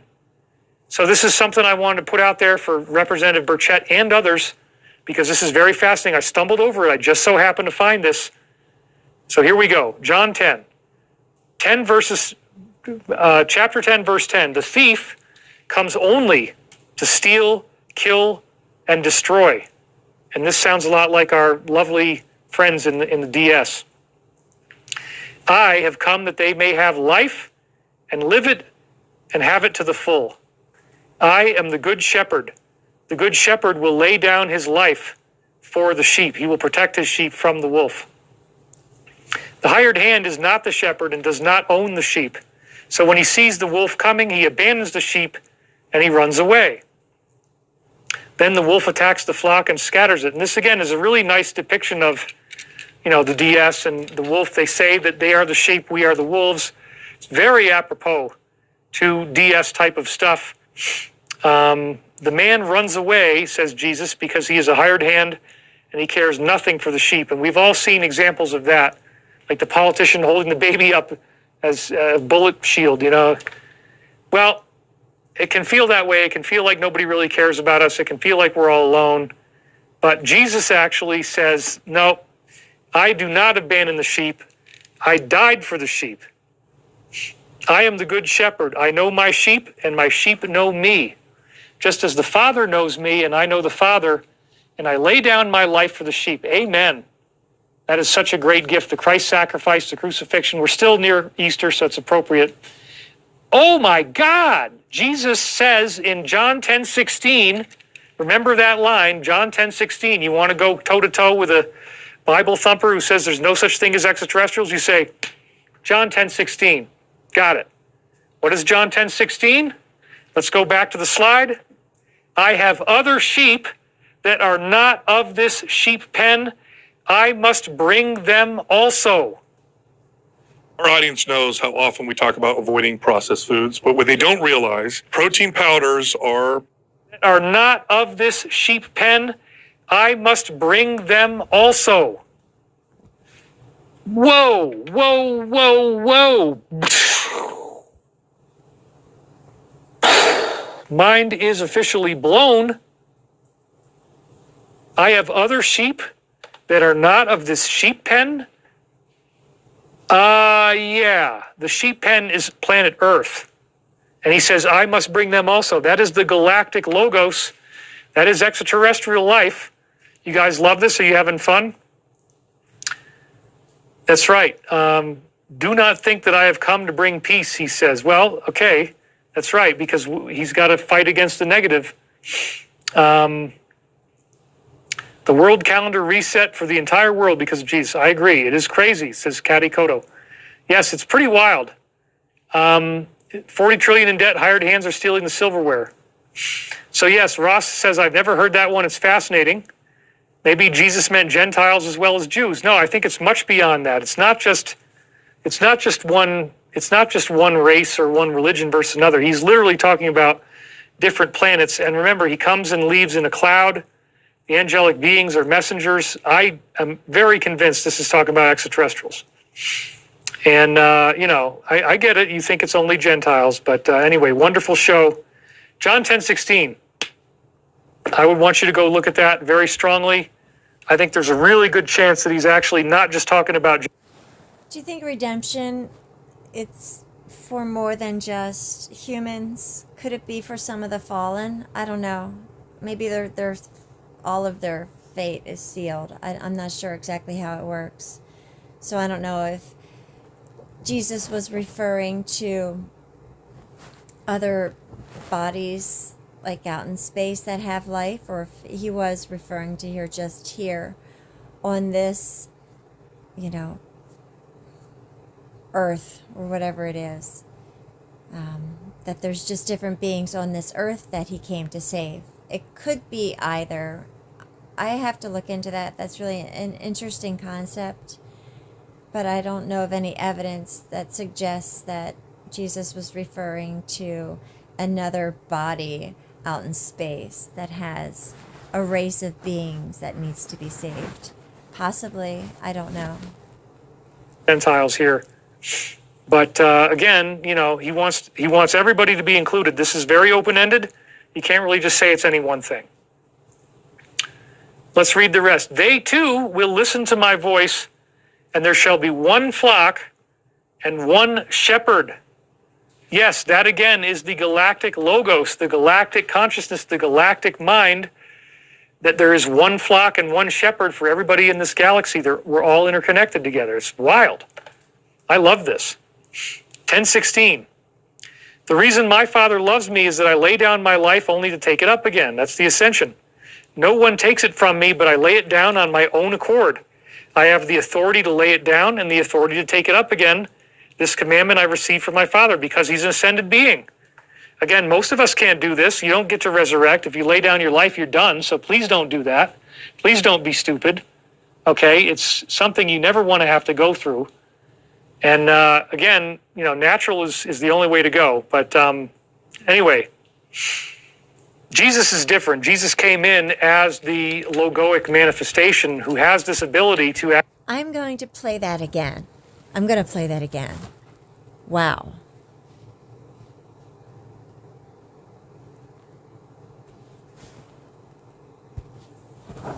I have other sheep that are not of this sheep pen. Yeah, the sheep pen is planet Earth. And he says, I must bring them also. That is the galactic logos. That is extraterrestrial life. You guys love this? Are you having fun? That's right. Do not think that I have come to bring peace, he says. Well, okay, that's right, because he's got to fight against the negative. The world calendar reset for the entire world because of Jesus. I agree. It is crazy, says Kati Koto. Yes, it's pretty wild. 40 trillion in debt, hired hands are stealing the silverware. So yes, Ross says, I've never heard that one. It's fascinating. Maybe Jesus meant Gentiles as well as Jews. No, I think it's much beyond that. It's not just one race or one religion versus another. He's literally talking about different planets. And remember, he comes and leaves in a cloud. The angelic beings are messengers. I am very convinced this is talking about extraterrestrials. And, I get it. You think it's only Gentiles. But anyway, wonderful show. John 10:16. I would want you to go look at that very strongly. I think there's a really good chance that he's actually not just talking about Gentiles here. But again, he wants everybody to be included. This is very open-ended. You can't really just say it's any one thing. Let's read the rest. They too will listen to my voice, and there shall be one flock and one shepherd. Yes, that again is the galactic logos, the galactic consciousness, the galactic mind, that there is one flock and one shepherd for everybody in this galaxy. We're all interconnected together. It's wild. I love this. 10:16. The reason my Father loves me is that I lay down my life only to take it up again. That's the ascension. No one takes it from me, but I lay it down on my own accord. I have the authority to lay it down and the authority to take it up again. This commandment I received from my Father because he's an ascended being. Again, most of us can't do this. You don't get to resurrect. If you lay down your life, you're done. So please don't do that. Please don't be stupid. Okay? It's something you never want to have to go through. It's the ascension. No one takes it from me, but I lay it down on my own accord. I have the authority to lay it down and the authority to take it up again. This commandment I received from my Father because he's an ascended being. Again, most of us can't do this. You don't get to resurrect. If you lay down your life, you're done. So please don't do that. Please don't be stupid. Don't be stupid. Okay? It's something you never want to have to go through. And again, natural is the only way to go. But see, anyway, natural is the only way to go, friends. Jesus is different. Jesus came in as the logoic manifestation. I'm going to stop it there, friends. And I don't know what happened to David Wilcock, but I think it's very sad that he's no longer with us. I think that he had a lot to share, and he's going to be incredibly missed. Father God, we ask that you please protect us. We are so grateful for men like David Wilcock. We thank you so much for the gift that you send us through all of these brave and intelligent and kind and loving individuals. We pray comfort and peace for their families in their time of grieving and loss. And we ask, please, Father God, no more. In the name of Jesus Christ we pray. Amen. So he was just talking about the nature of who he believes we are in the universe, the nature of what is going on. Let's see what he has to say. I just feel like this is really important. So these are the two broadcasts leading up to his alleged mental break and suicide. That we are looking at affirming the nature of who and what we are in the universe, the nature of what's really going on, how we get here, how we got here, where is this taking us, what is the main objective of life on Earth, what are we really about? And, that's to me, that's a very big positive. So, we're going to be okay. We're going to get through this. Yeah, it will come out in the wash. Makeup washes off pretty easily. I just wanted to get as much of it as I could right now. And I think I've done a pretty good job of that. So anyway, it'll be fine. And this is going to dry in no time because it's so freaking dry up here. So yeah, it can just be used as an everyday shirt. We're good. And everything is good. So thank you for being here today. Let's try to focus on the positive again. I think this is very, very important for us that we do that. And so let's talk about the grander perspective on this, because we are living in a conscious universe. And to me, that's really where this all comes back to, is we are not alone. We are not abandoned by the cosmos. And that means to me that our planet is not alone, and we're not just going to go down into some hellish timeline. Now, a lot of people are worried about this. A lot of people do not know how this is going to work out, what's going to happen exactly. And I get that. It's pretty scary, but we're going to start out today with some affirmations. I think that's a good way to open up the discussion. Then we're going to get into all of the things that we're looking at and how they all fit together. Whoops, we had another big donation come in. Ed Creeder donated $123. Clearings and prayer, we can all do our part. Be more you, David. Thank you very much, Ed. I really appreciate that. And we're already doing pretty well here on donations. You guys are helping us out. Things are good. So we're trying to be as happy and positive and peaceful as we can. And I'm okay with that. So anyway, yep. Thank you very much. You guys are great. You are beautiful. Somebody says, shinier the better. Anyway, so let's just focus on what we can do to be positive. So first of all, the Creator is a deeply personal phenomenon. Remember that you are living in a holographic universe that has all these positive things. Lisa Dawn Marble says, remove your shirt, we would tip you and pay extra. No, I'm definitely not going to do that. I need to have a surface for my microphone to be mounted to, among other things. And we're not going to do that. So anyway, thank you guys for being here. Sorry that I've got a little bit of smudges on my shirt, but it'll be dried out pretty soon. So again, we're living in a conscious universe, the Creator being a deeply personal phenomenon. And we got 1,600 viewers right now. We're going up towards 2,000, which is great. We're at the 21-minute mark. And I want to remind you that you can reach out to the oneness and receive contact. In other words, I've been able to use dreams and psychic readings and other means to try to get some type of data access to this higher consciousness that's out there so that we can have some steering and know what the heck is going on. And I want you to remember that you have that ability too, that we all have the ability to meditate, to tune within, to find that quiet point within ourselves, and to seek the greater light and love that the universe will provide to us when we get through our own idiosyncrasies and we come into a higher consciousness. That is very important. It's very important to understand that contact is possible. Even just remembering your dreams, they speak in a symbolic language. Everything in the dream is about yourself. Every character, every circumstance, every situation is about yourself. And you can be healed by remembering your dreams and trying to understand how it might be telling you a story about yourself. And I had some positive stories today about camaraderie that reminded me how great it is that you guys are here with me. We're working on this together. We're all getting through these growth pains together as a planet. And so again, we're going to try to focus on the positive and not just play Chicken Little. Oh my God, this is terrible. Nothing good can come out of this. We're not going to do that.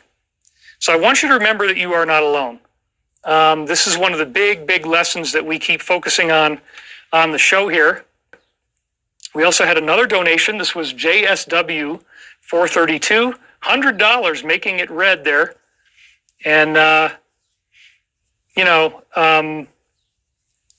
thank you very much, JSW 432. I really appreciate that.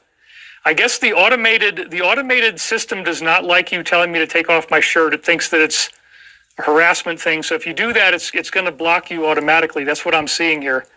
So how we become more evolved, how we become more in tune with our environment. And again, these beings do not want us to be making war with each other. That was made very clear in Fatima. It was made very clear in World War II with the incident of the fly. Out of this, I'd say, hey, maybe it's not all bad. Maybe there is a reason for why this is happening. Maybe it will be over pretty quickly, and maybe we're still going to be okay. And so, again, it's a very intense time to be alive. So anyway, we're up to 1,723 viewers. This is good. I'm not trying to put a rubber stamp on anything. I just want to have some type of positivity that we can dwell on so that we're not just in this totally negative framework of, oh my God, it's all doom and gloom. So you are not alone in the universe. This is very important. Many positive events can and will occur. And I do believe that, that we are just at the beginning of something that that could be very, very positive. And it's a big, big shift. Somebody just donated here, and it's J. Bo Philippe. Off topic, did the Base 3 math book ever come out? P. Peterson spoke about years ago. If so, do you know the name of the book and the author? Yeah, we do know who he is, but because of the trolls and everything, I'm not going to give his name out right now. It is a very fascinating discussion, but it's not really where we are right now. But again, thank you for the donation. I appreciate it. The basic bottom line for that was that he said that this particular scientist had worked in classified programs, and he discovered that, in fact, there was a way to create a base 3 mathematical system and base 6 also, and that by doing that, this Jagalkin algebra, that you could get irrational numbers like pi and Fibonacci and make them into actual integer numbers where they actually have a certain number of digits and they don't just repeat forever. But it's a very arcane discussion, not really on topic with what we're doing today. But thank you. Little Tiny Joe donated. We are all one, just different levels and journeys. Namaste, she says. Thank you very much for that. I don't want to get too distracted. We do bless Nick Pope and his loss. I'm sorry that he's gone. He was a great researcher, great ufologist, and so we mourn his loss.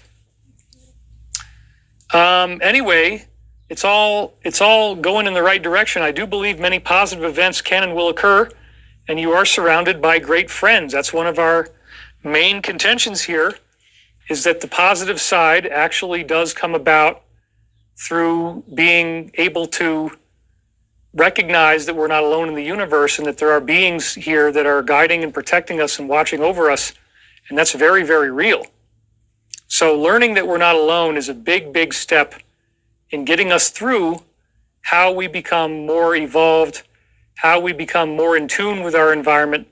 And again, these beings do not want us to be making war with each other. That was made very clear in Fatima. It was made very clear in World War II with the incident of the flyover of Los Angeles, the Battle of LA, which was a flying saucer in there, as I showed you in previous weeks. So, but when we have to deal with something like this on Earth, I also believe we are protected. And therefore, even if it's very upsetting, it's still gonna work out in some grander sense. Xander Stevens, people are wrapping up their global karma now. Yes, I totally agree with you on that one. And, this is an intense time, but it's a good time. It's a time that we can make a lot of progress. Remembering that we are bathed in love and light, that we are never alone, and that the universe is alive and conscious, and it's giving us what we need to rise to the next level, to go through an ascension.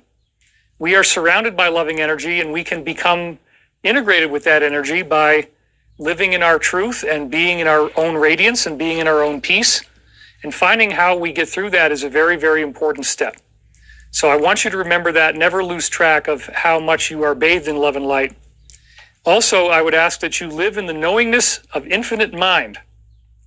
And this just simply means that your mind is part of a galactic and cosmic, interplanetary, inter-universal energy. There's a universal mind that we're all a part of, and that's the big lesson. That's the big teaching of this dimension, of this reality.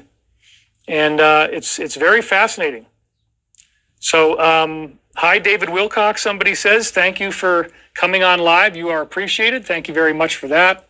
Thank you for putting the donation link out there if you want to do that. And so, yes, everything happens for a reason. This is all part of our frequency upgrade. Yes, I do believe that.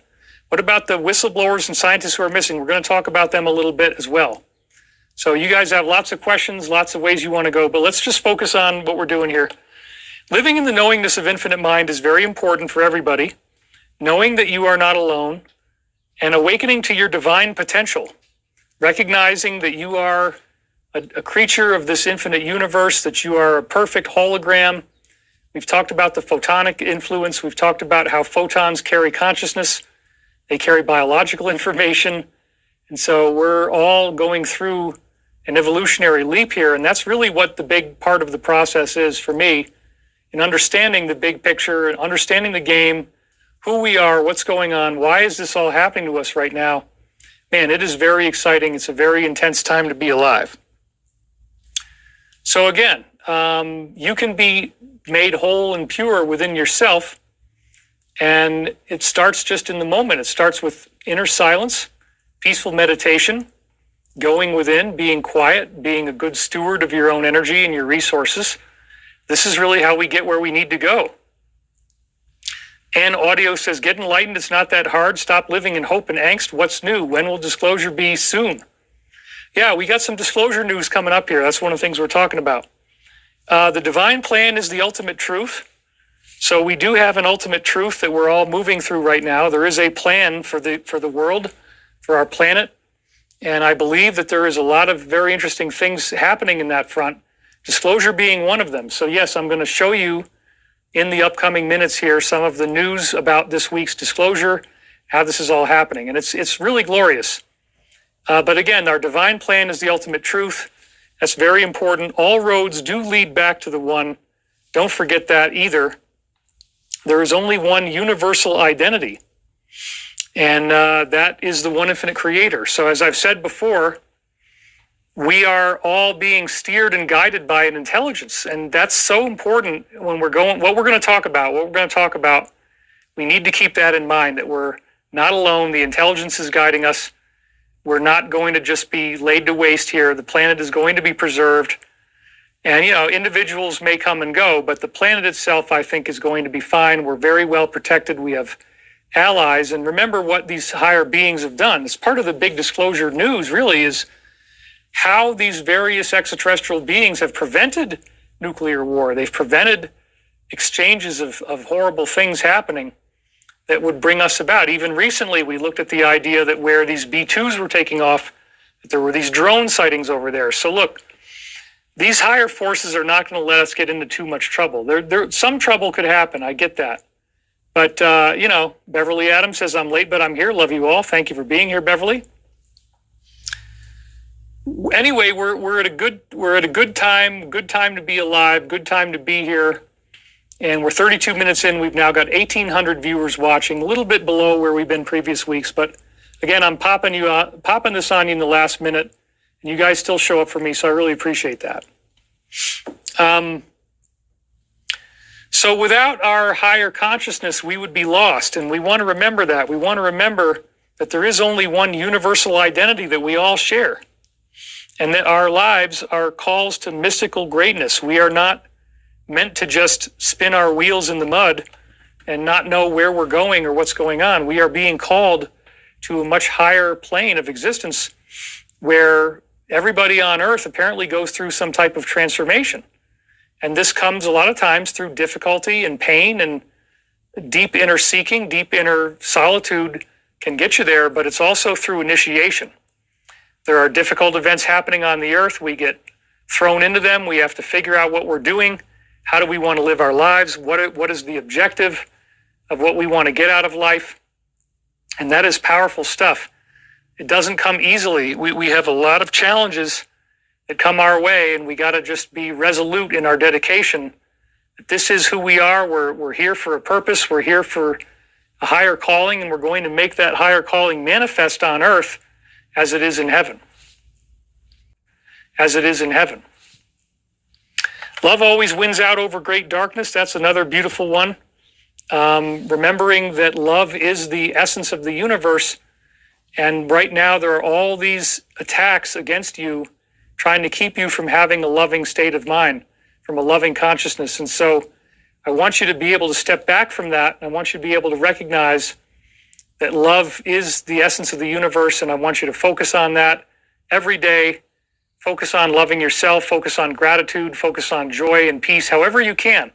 And if you have to tune out the news, that's okay. I spend a lot of time focusing on it. It can be very upsetting, but it's also my job to stay tuned into events. And I also recognize that darkness does enable us to see the light.